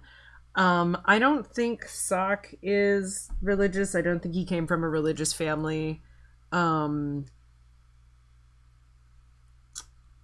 I think he's just maybe like culturally aware of like this is the same way that everyone's kind of vaguely culturally aware of like the concept of heaven and hell from like cartoons and stuff. But I don't know. I mean, maybe I didn't. If Sock's parents are or were religious, I don't think they were very religious. I don't know. I'm not sure. That feels weird to me to say because I feel like I should write what I know, and what I know is being raised religious. So, I'm not sure. Maybe one of his parents is. I haven't really decided. And are they now is really funny. So Jonathan isn't. He's like actively fighting with that, what that might mean. And I don't think for Sock it really necessarily matters. I also think, okay, there's an interesting like so another thing with Welcome to Hell is I don't want to introduce like God and the devil and heaven and hell are fine, but I don't want to introduce the idea of like Jesus at all in it. That's making it too complicated in my opinion. Like, because the lore of Jesus is that he was like also actually a dude, and it's like, okay, that's just getting too complicated. We're getting into like history now also. So it's like, so I don't know if they would necessarily be like Christian. I mean, Christianity probably exists in the world of Welcome to Hell, obviously, but I'm just saying like it's broadly, vaguely like Abrahamic religions as presented by like cartoons, I guess. You know what I mean? It's like a cartoon version of religion, or Judaism. I guess it could be Judaism as well. Like not explicitly, but I'm just saying, you know what I mean? It's like the cartoon idea of heaven and hell is sort of what Welcome to Hell is operating on, rather than like actually getting in the weeds about the stuff that Christians tend to get in the weeds about. I hope that makes sense. I do think that's a hysterical question. Like, are they now? Wouldn't the events of this make them religious? That's really funny.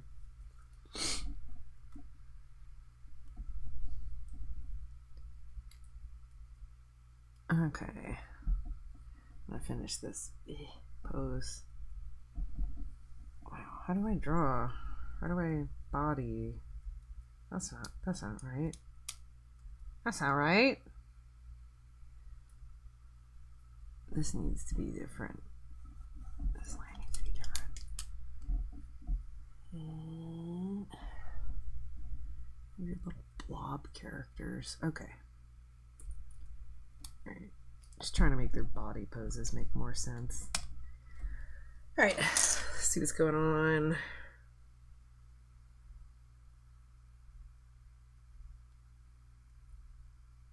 Breakfast pizza with eggs and bacon. Oh, that sounds good.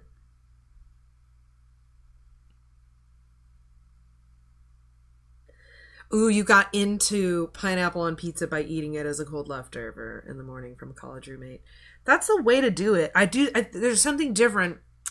Cold pizza just hits different. And I think it can also make you more susceptible, more open to the idea of ingredients that you otherwise wouldn't really want on a pizza, because you're sort of like in survival mode, just like I have to eat this cold pizza to live and get my day started. So I could see like getting into pineapple on pizza via leftover. I think that's also maybe a problem that like pineapple on pizza haters have, is like the idea of pineapple being warm is maybe weird to them. Like maybe they associate pineapple as being room temp or cold, so maybe pineapple on cold pizza is the way to go. Was it your sister that made the sock hat on Etsy a long time ago? Yes. She's still on there. I don't know. I think her shop might be on vacation right now, but you should still be able to message her, I think, and request a sock hat. I do think she can take on individual orders right now. Gaze can run fast, not me, but definitely Sonic. That's true. Sonic can run pretty fast, so oh,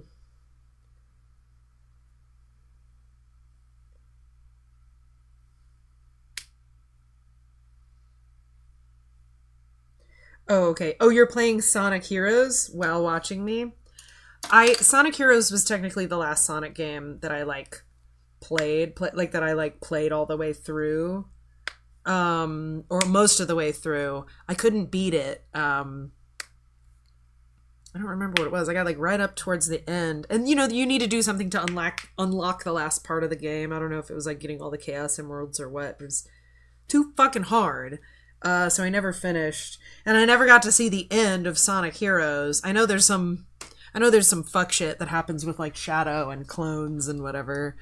But I didn't actually ever beat that game.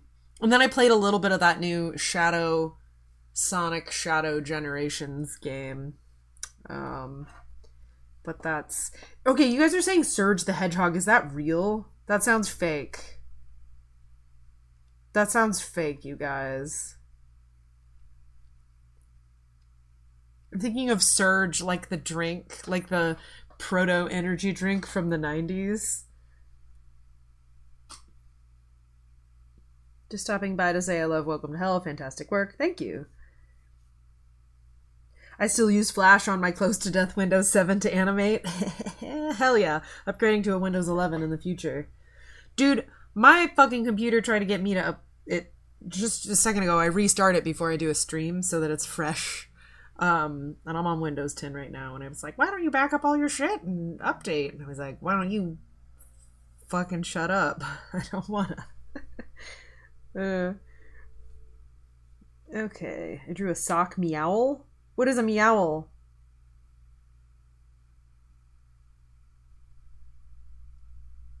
Fast for a gay.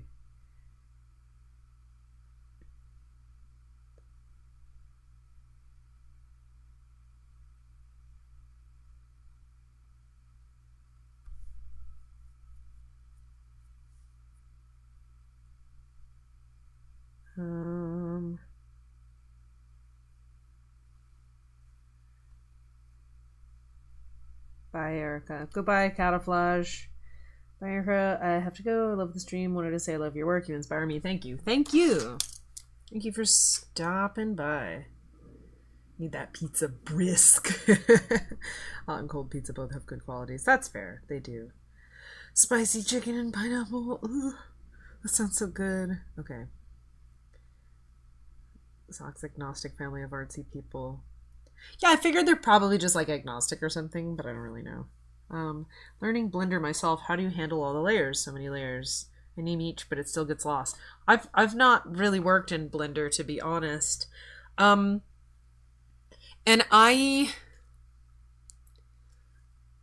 my layer organizing abilities, I think, vary from project to project and program to program. But for whatever it's worth, I've worked on shows where like we're sort of passing files back and forth between storyboard artists, and I have opened storyboard pro files from people who I think are way better and more experienced than me, that their file just looked absolutely bonkers. I was like, I cannot understand any of these layers. So layer management is a skill, and not everyone has it, and you don't need it, but it is helpful. As long as your layers make sense to you, as long as you have a system that makes sense in your mind while you're working on it, I think that's what counts. Let's see. Do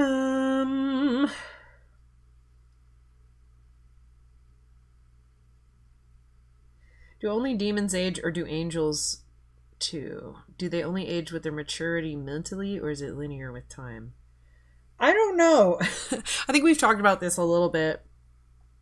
I'm not sure how I want to handle aging in Welcome to Hell after you die, because I think, because it sucks to have like the dead characters get stuck at whatever age they died at, and then the other characters continue to get older.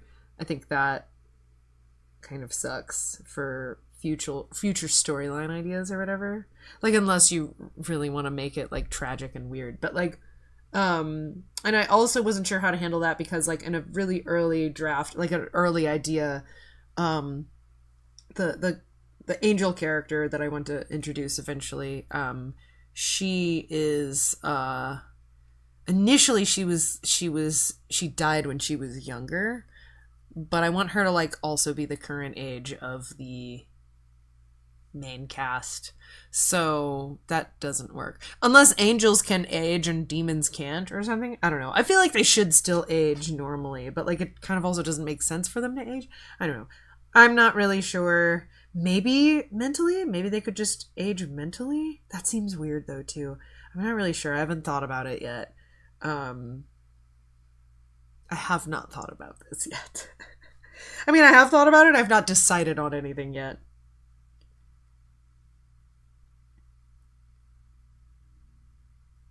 I've been wondering what Mephistopheles' real name was in the first Welcome to Hell, but was hesitant on saying. Lol. His name has always been Mephistopheles. I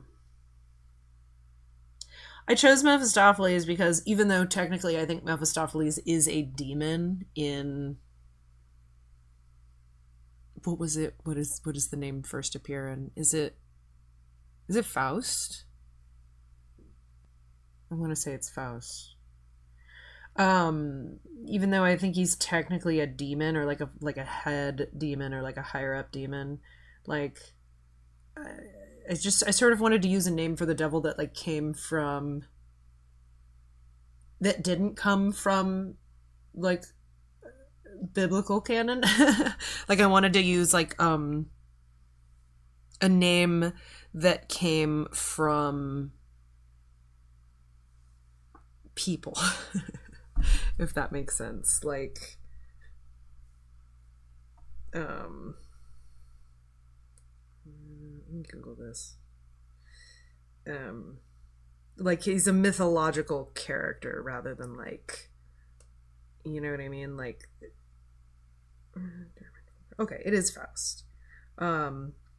But anyway, the point is the name comes from like human folklore rather than like a biblical, like a canonical religious text. So that's why I chose Mephistopheles. And Mephistopheles is actually the devil. Oh, is that what you're asking about? Like in where Sock starts to call him the devil? He corrects him just because he doesn't use He doesn't use the devil. The devil is his dead name. He goes by Mephistopheles.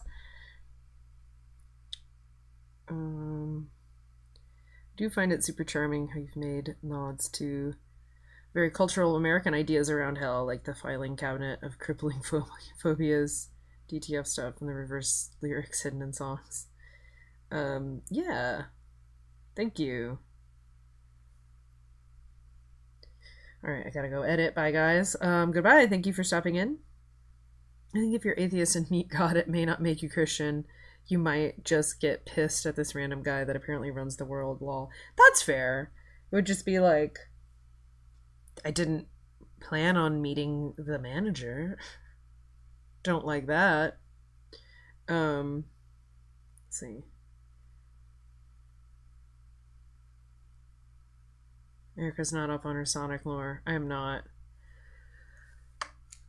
I always figured he literally was just the demon Mephistopheles. No, he's like the actual devil. He just goes by Mephistopheles. In this universe, Mephistopheles is just the name that the devil has. Painting models for stop motion while watching, by the way. We're co-working. Hell yeah. Parallel play, my dude. What, do you do stop-mo animation for a job? Or are you doing it for fun? Or tell me about it. Jazzlight says, Lamau, Surge real as fuck. She was in an official Sonic phone game published by Sega. What? Okay, let me look up Surge. Surge. The Hedgehog?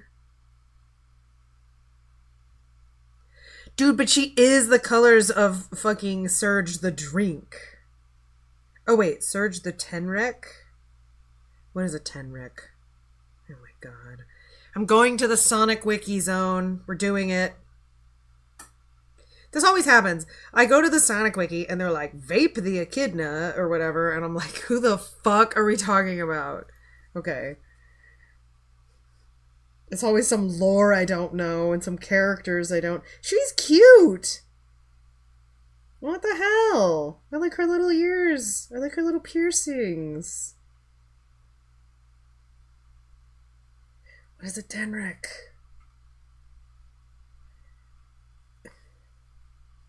Cybernetic enhancements.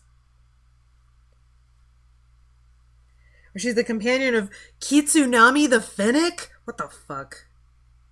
Who the fuck? Kitsunami the Fennec? Oh, they're cute. Oh, man. Kit. It's a Fennec fox. Okay. Damn. Okay, she was made for the sole intended purpose of destroying Sonic the Hedgehog and replacing him as the hero of the world.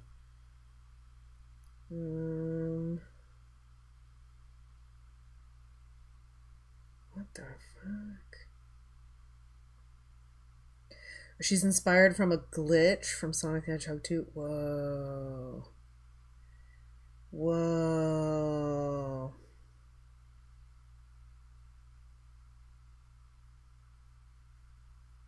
Sorry. I'm just...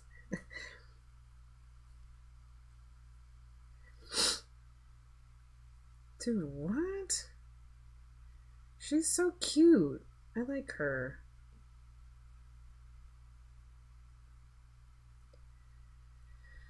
Okay, well, I'm not gonna read all this shit, but what is a Tenrec? I gotta know what a Tenrec is.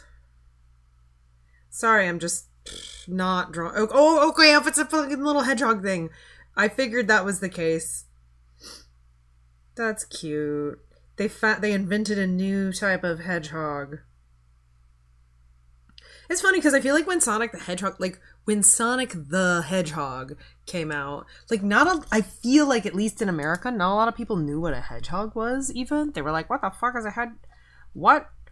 Like, it's kind of an exotic pet. or it was at the time anyway. But I remember people being like, oh, a hedgehog, it's like a little animal. They're actually not very fast, but they're kind of like spiky. They're kind of like tiny little porcupines, but you can have them as a pet. And they're like I remember people having to describe what a hedgehog was, like, I don't know. Anyway, so it's interesting. It's interesting that we found a new hedgehog. New hedgehog just dropped. New hog just dropped. Okay.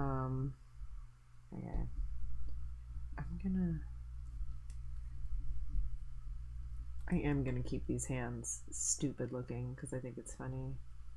Just slightly less stupid looking. Yep.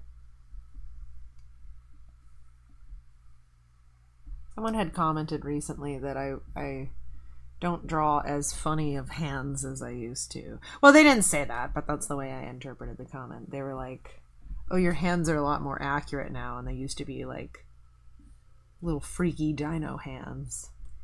And I'm like, yeah, I have sort of stopped doing that. But I like to draw funny hands. I just was like, I don't know, practicing drawing good hands. And anyway, so I gotta bring back drawing freaky hands. Especially for fucking in-betweens. Like, why the fuck not? Nope. These are roughs anyway. Oh yeah, who cares? That's fine. I don't know where to put his... okay. That is fine. I will put this on this frame so I can use it to onion skin. Okay.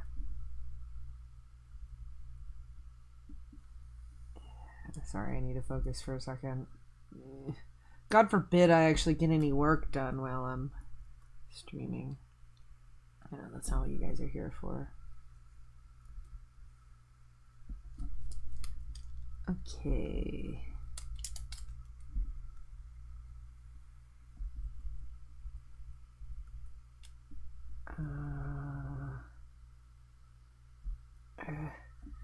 In betweens.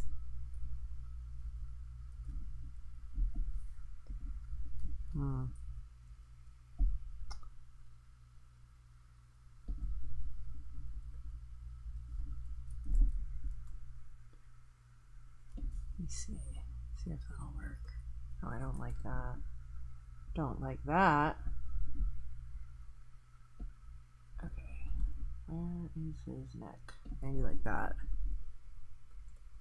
I think that'll work for now. There.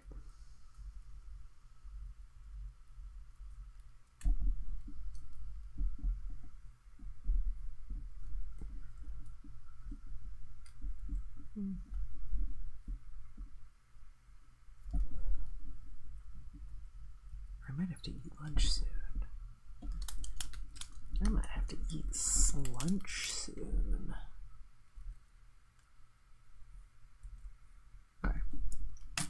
Alright, catching up. Erica, you should try Blender or Krita. Maybe for another project. I don't know if I can really just like start learning another program.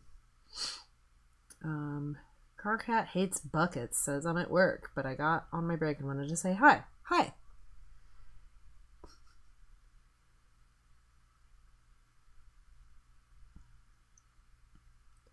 Meow is an edited image of a cat owl. If you haven't seen it, look it up. It'll make your day. I feel like I have seen that, but I didn't know that was like a thing. Like I didn't know they were called that. That makes sense. The dead should be their own self-perception of themselves and an idea.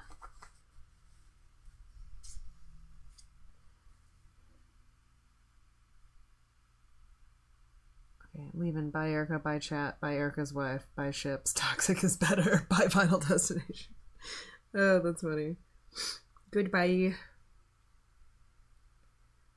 Hey, don't call me that. It's disrespectful. Oh, okay, yeah. Like that could be it too. Like Mephistopheles correcting or interrupting Sock so that he doesn't call him the devil.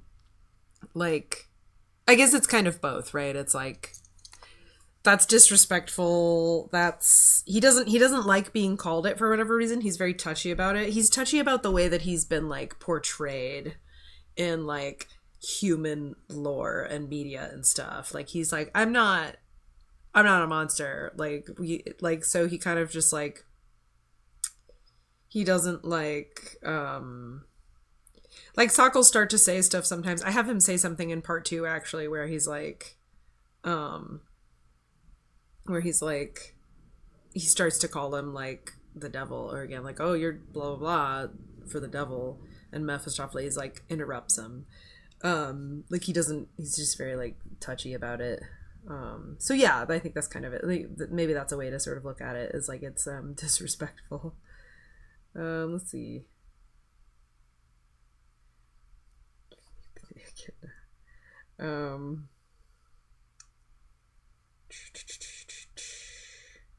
How come he isn't named Lucifer or something? Honestly, because I've seen a lot of hell things where it's a variant of Lucifer, like Lucy or Lou, or like, I don't know, I just feel like I wanted to pick one that was less common. There's a lot of really great nicknames for the devil. And I just kind of wanted to have one that was like a little less common. But Lucifer is a dope name. Like, anyway, okay, let's see. Gotta make up a new hedgehog every 6 months to keep us on our toes. Erica, you sound like me when I booted up Minecraft for the first time since 2016 Pocket Edition, going, what the fuck is all this shit? Yeah.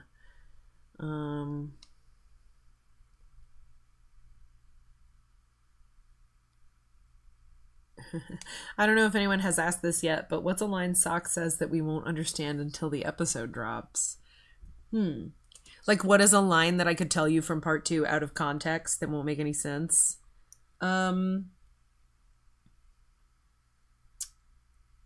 Until the episode drops? I'm trying to think of a good one.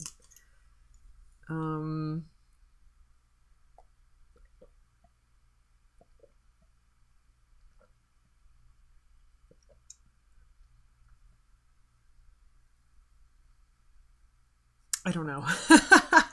I'll think of one for later. I don't want to say anything that's too, like, I don't know, spoilery. I'm trying to think of something good or funny or whatever.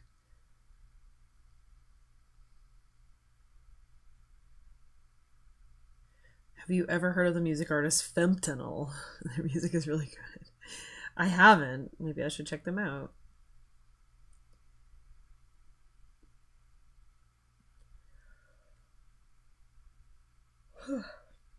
Okay, sorry.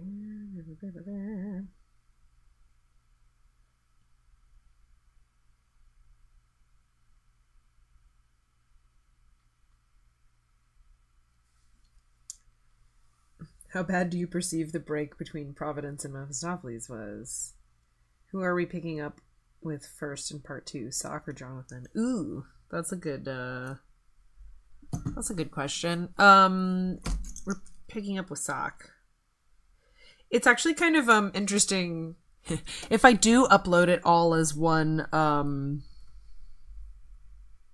haven't figured out how I'm gonna do this exactly yet, because in the full edit of the episode, where we end in part 1 with Jonathan in this sort of shadow realmy void talking to like a shadow self,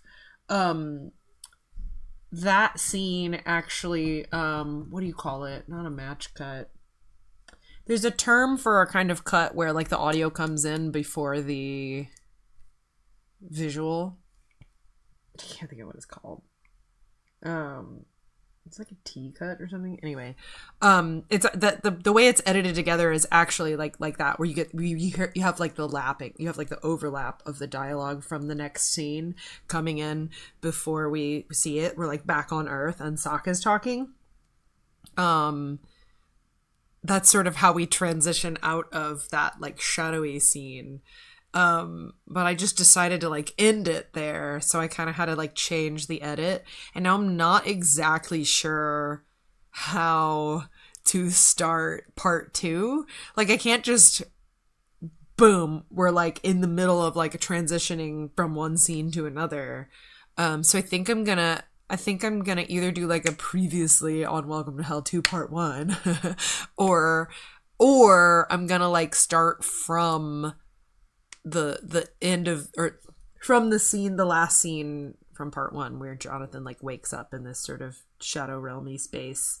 I think I might just start there. Like that'll be the previously on, like here's where we left off, and that way it can like transition out of that scene and into the next scene the correct way, and we kind of get a little bit of a refresher and an ease into it, rather than just like plopping you right into the next scene that was not like meant to be like where an audience comes in, you know.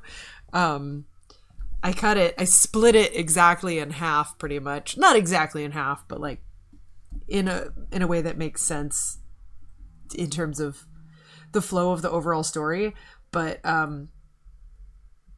it kind of doesn't make sense in terms of the actual like scene to scene edit. So I'm gonna have to figure that out. But yeah, it'll be fine. This isn't correct. I'm gonna fix this. I guess I really don't have to fix it. It's not the end of the world. But that's bad. I don't like that either. I'll just deal with that later. I just don't like the way that his hoodie on this side is moving. It kind of needs to be more like that, actually. Whatever. Deal with it later. But yeah. Oh, and then you asked something else. It was like, do we start with soccer? Do we start with shot?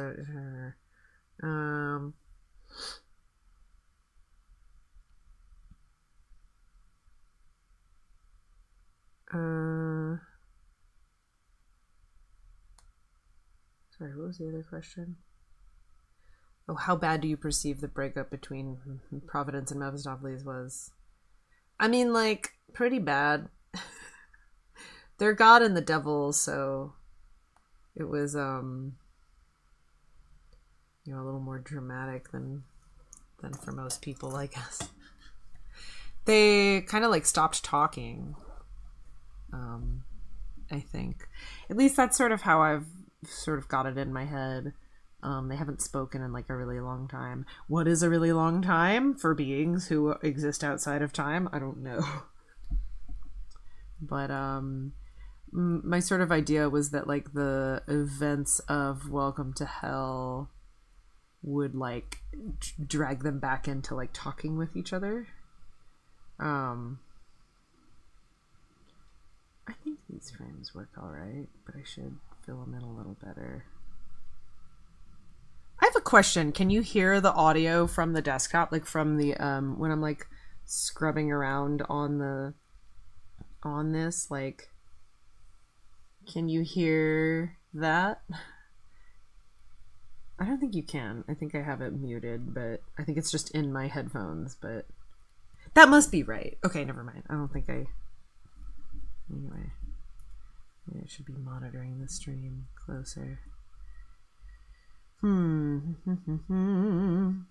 I think that frame works. That frame works. This works. It's a little rough, but it's not the end of the world. That one could be better.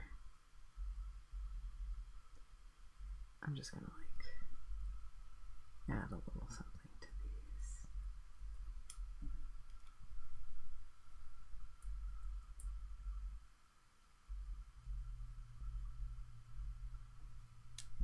Okay, let's see.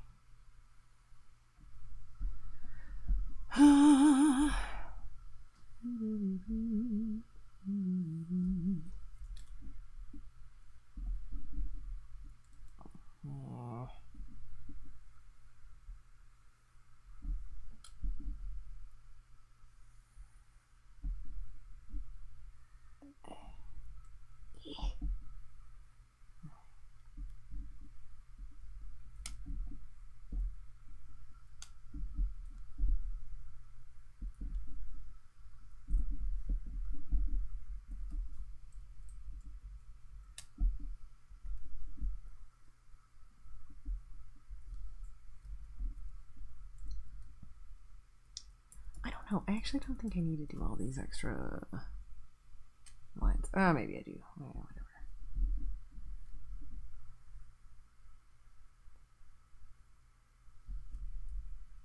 Maybe I don't. Just like constantly like trying to figure out what level of filled in I need these details to be.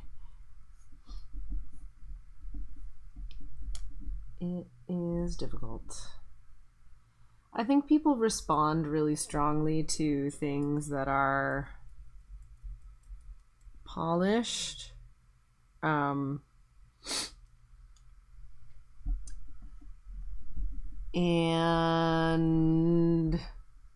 even if the like underlying like animation isn't very good. And I'm the opposite way. I would rather see really nice looking but uncleaned animation. And I don't know, sometimes I sort of struggle with that as I'm like, is this good enough? Is this good enough for people who are gonna bitch about it either way? Like, I don't know. I guess I shouldn't be dealing with it in that way, but what is that? Oh, well, I got a text about practice tonight. Got it. Okay. Alright, I've been streaming for almost 2 hours. Okay, let's see.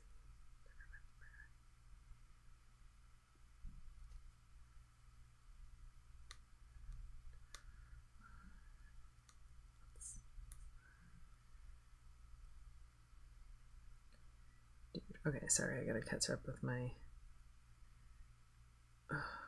texts. Okay.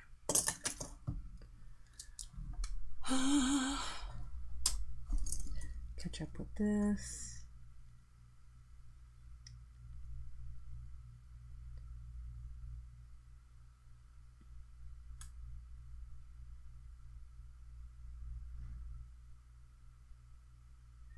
Sass is off the charts. Thank you. Rar. Maybe Meph is technically related to the original Angels. Maybe.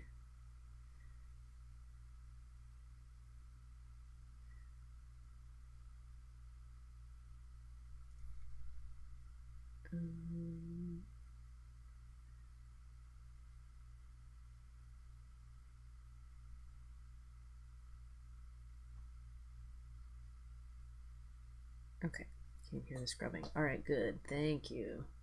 For how corny Sock can be, Jonathan finds him really funny, aka part of the montage in the pilot and some of the storyboards for Welcome to Hell 2 and the anime OP whips. Is that just because he's gay, or shit these expressions on genre bangers? Thank you. I appreciate it. Yeah, there's some. This was really fun to do. I just like was very. Maybe I can play it actually. I don't know how much it'll lag. Let me see. Maybe I can just.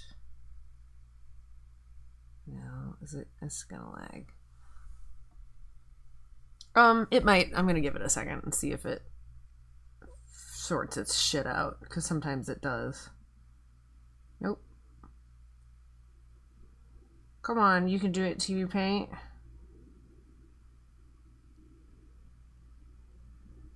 I think part of the issue is it's trying to render 2 layers at the same time. What is this? Yeah, that would be... I'll do that. Maybe? I'm gonna let it play through and see if it gets it. Because this is like a chunk of animation that I was like really proud of. I thought I got some good expressions in there. I just kind of want to like tighten them up a little bit so it's not like the work I did was like lost lost in like shitty drawings. I like just filling in a little bit of the like body details. It's getting there. We're getting there. That's crazy. It does work itself out. I mean, it's still fucked, but it's not, I can see it like loading it. It's starting to load it.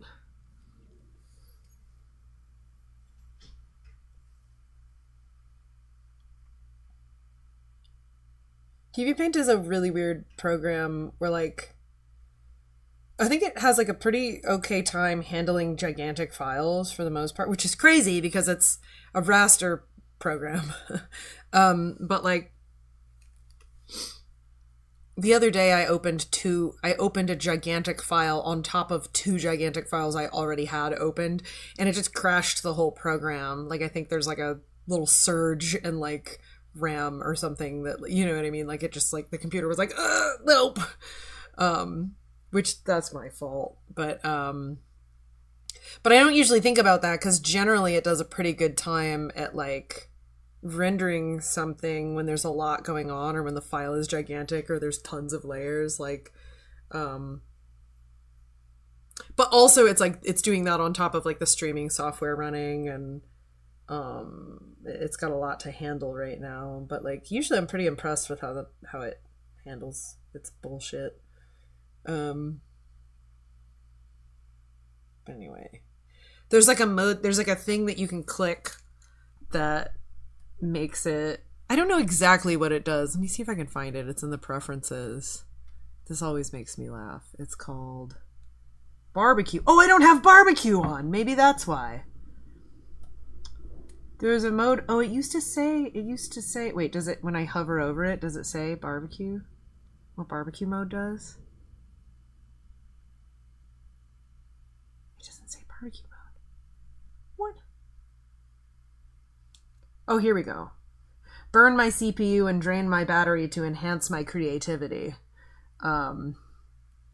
Anyway, actually, what does compression do? Will that play it back compressed? All right, I want to see what this does. Wow, I was like, oh, okay. Maybe I shouldn't do that. Maybe that'll make my stream run really bad. But, oh, it's not really doing that much of a difference. But it does have a mode called barbecue, which allows you to do just that. I don't know what, let's see, let me hover over TVQ. What does compression do? Compress project data while saving. Oh, I think, I guess I could do that. But that would just make the save. Does that just compress the data? That doesn't like compress the drawings or anything, does it? I guess I'll have to look that up.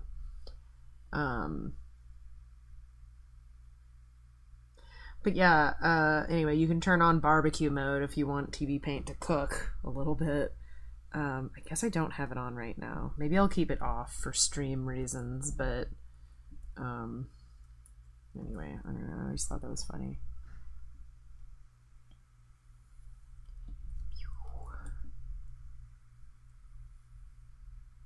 Actually, sorry, I'm gonna try something. I want to try. Hold it back up, save alarm, stroke animator. Let's try that. Oh wait, did that save? No, it did not. Okay.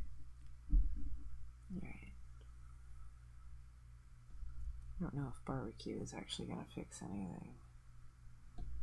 I'm wondering if that'll, like, stop it from doing the weird thing it's doing with my, like, auto line in smoothening. I honestly think that's from the stream. It's just can only handle so much. No, it's doing nothing, so I will turn it off. All right. Let me see what's going on in the chat. I'm sorry, I just keep checking the chat. What are they saying? Can we hear them? You cannot. It will be too spoilery. I'm trying to convince my girlfriend to be the Jonathan to my sock for my next year's cosplay convention. I'm so thrilled for it. Hell yeah, I hope you are able to.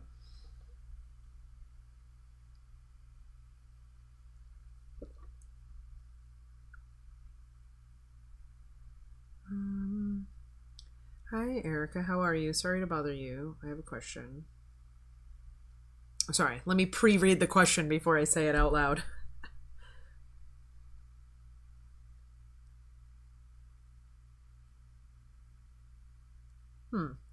Okay. Justice Sock has to make Jonathan off himself so that he commits the same sin Sock did. Does this apply to any other human who died committing a sin? That is a really good question. I think it's you mean like the demons who have to haunt humans, do they have to like convince them to die in the same way that they did, like while committing a sin or something? I honestly have not thought that hard about it. I don't know.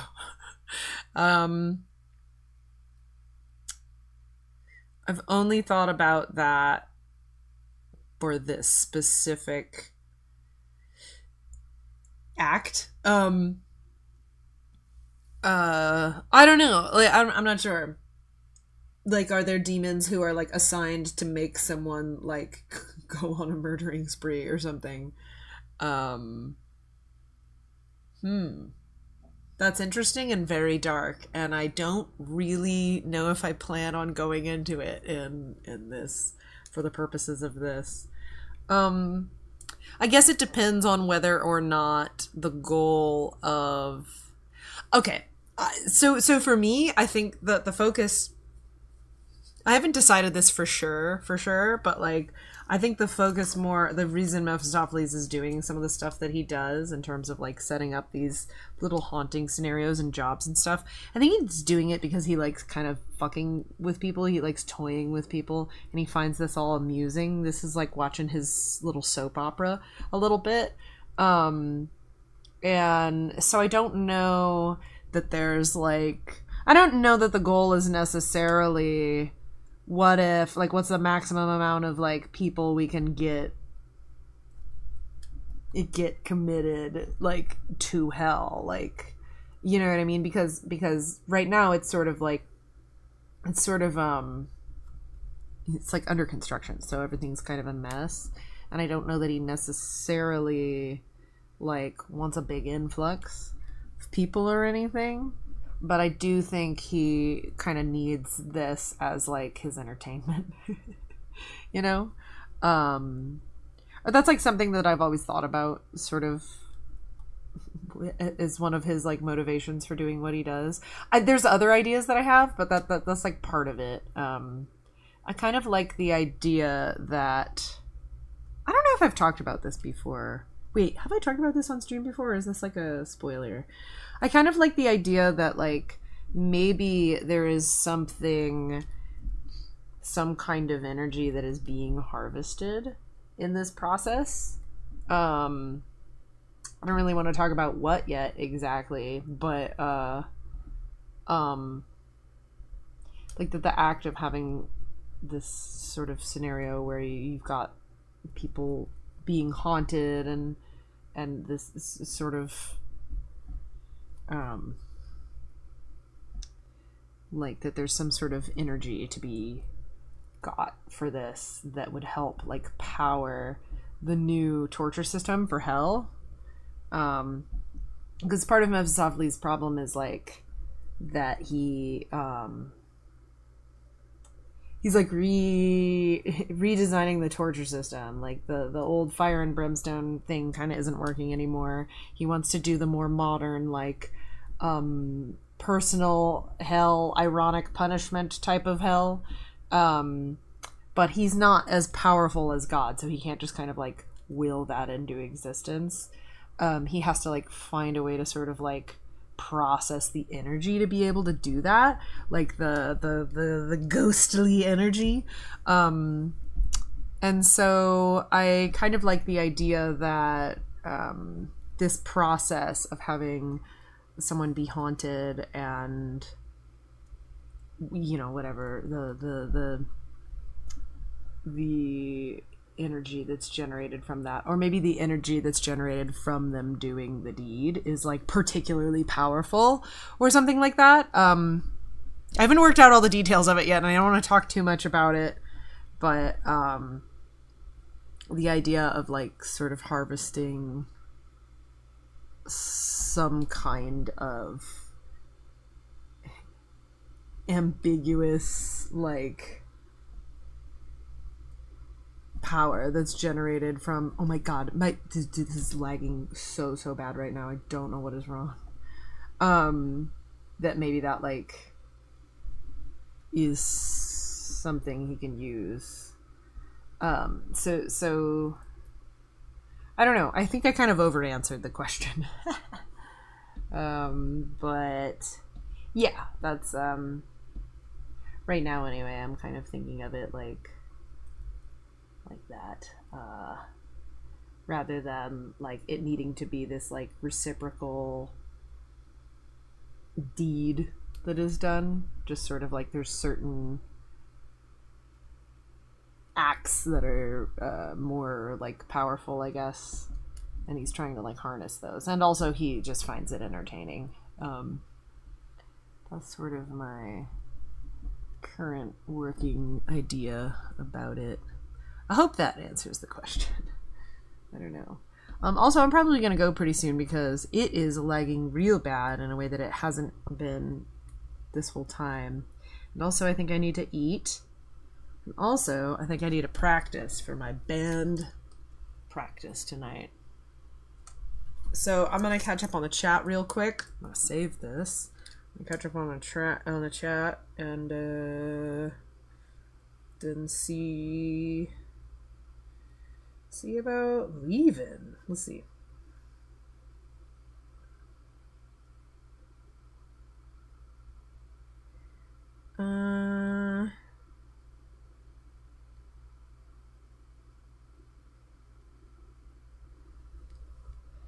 Okay.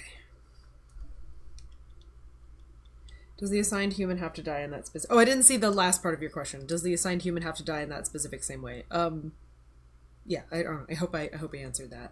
That's a very cool question. Hope you're doing well and continue to be yourself. Love your work and all the love you put into it. Ooh. And I hope your favorite food is waiting for you behind your door. Wow, thank you. I hope that too.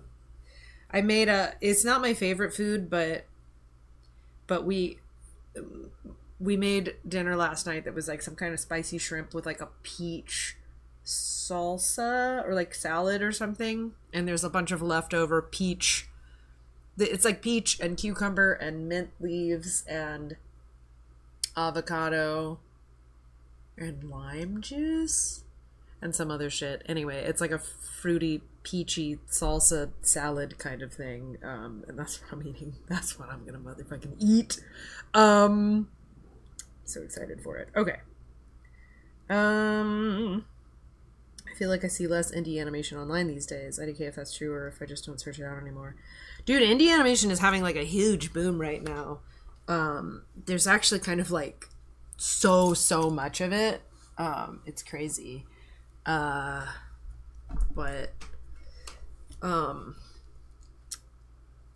yeah, there's a lot of it right now. I don't feel like a lot of it is necessarily being pushed, if that makes sense.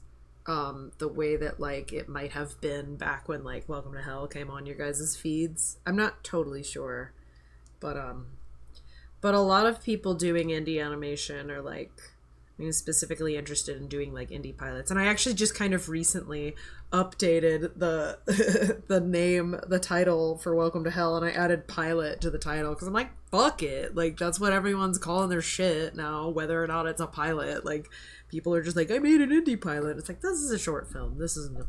Like, you could put pilot in there for like search optimization anyway, but I feel like when I made the short film Welcome to Hell, I was sort of like playing with the idea of what if I made a film that sort of felt like a pilot.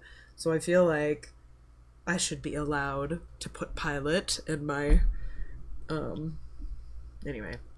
I don't think it's stolen valor for me to put pilot in my description, so I did that recently.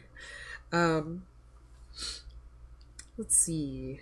I'm still on Tumblr, so maybe people just post it other places now. Yeah, it's like all over YouTube. Like, people are just uploading all kinds of like animatics and stuff. Like, this is my TV show that I want to make. We're kind of in like a sea of it, which is pretty bonkers. Shadowson's voice is so awesome and cool.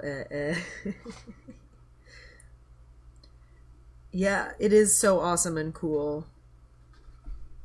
I don't know if it's okay if I say who it is, but they might be in the chat right now.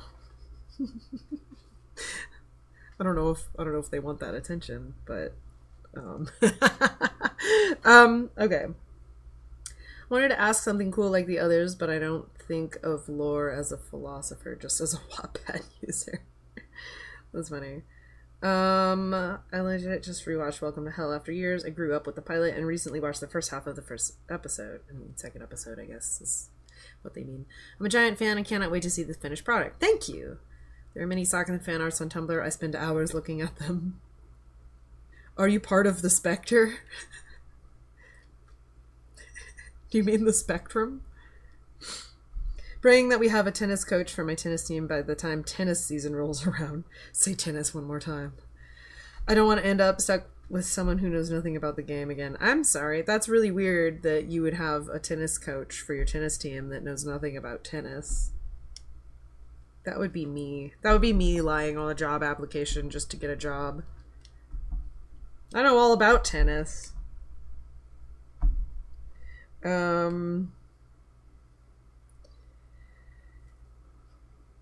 want to say that one of my favorite things is that you can so easily see when it's Jeff because of the very specific mannerisms and mouth shapes and how much more emotional the movements are.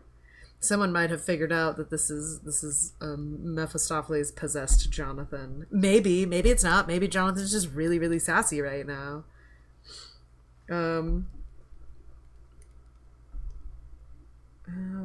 Let's see.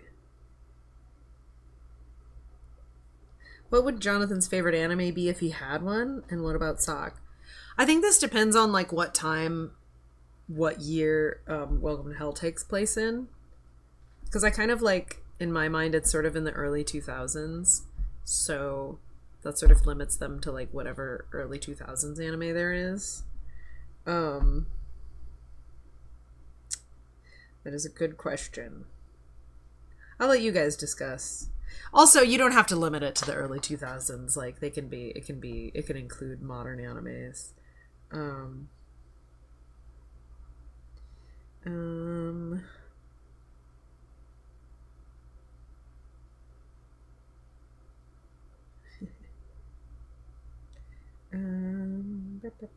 Psyche Jonathan. I don't know what Psyche is, but I'm guessing that is a anime. I'm sorry, I'm kind of out of the loop. Sokka's wannabe yandere, but he's too nice.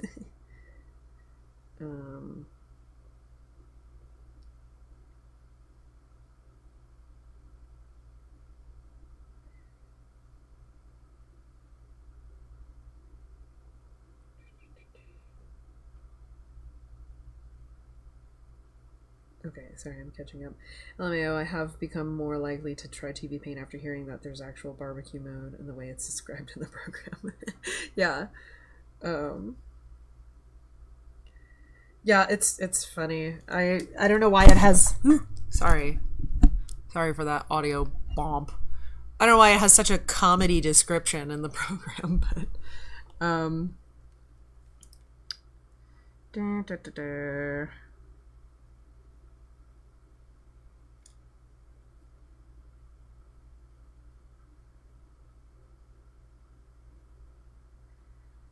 Okay. Sock was low-key one of the characters that helped me realize I was gender fluid, him and King's dad from the Owl House. Awesome. Thank you.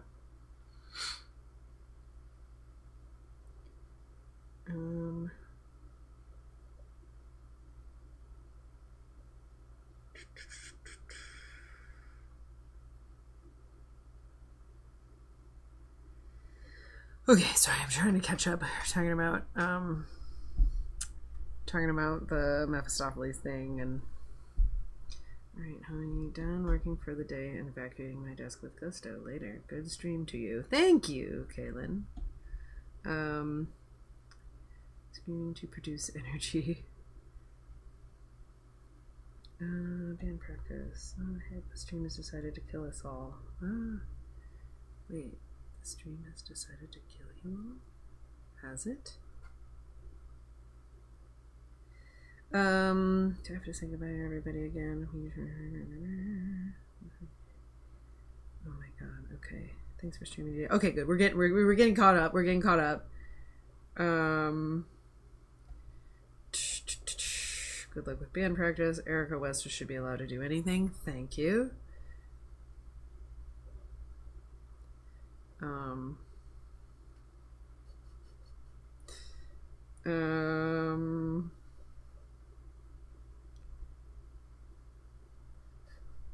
Hyperphostation. Okay, let's see. Alright, I think I'm finally caught up. If Sock had the option to grow up, how would his style change? Have you thought about this? What Sock and Jonathan would look like as adults?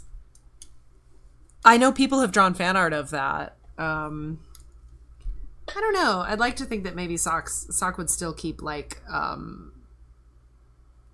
kind of a goofy, fun weirdness to his style. Okay. All right, I think I am caught up. Thank you so much for stopping into the stream, you guys, and hanging out. It was really cool. I'm gonna try and do it more often, as I always say, but not always as I do. So yeah, I think wait, can I stream next Thursday? If I stream next week, it'll be in the evening. It won't be in the afternoon because I have a band practice. But maybe I'll stream on Wednesday or Friday or something instead. I'm not totally sure. There's going to be a lot of stuff leading up in the next couple weeks. So yeah, I will try to stream where I can, but like the whole end of this month and beginning of next month is like there's stuff. There's some stuff. So anyway, thanks for stopping in. I'll try and do this more often, and I hope you guys have a good rest of your day. I'll see you guys later.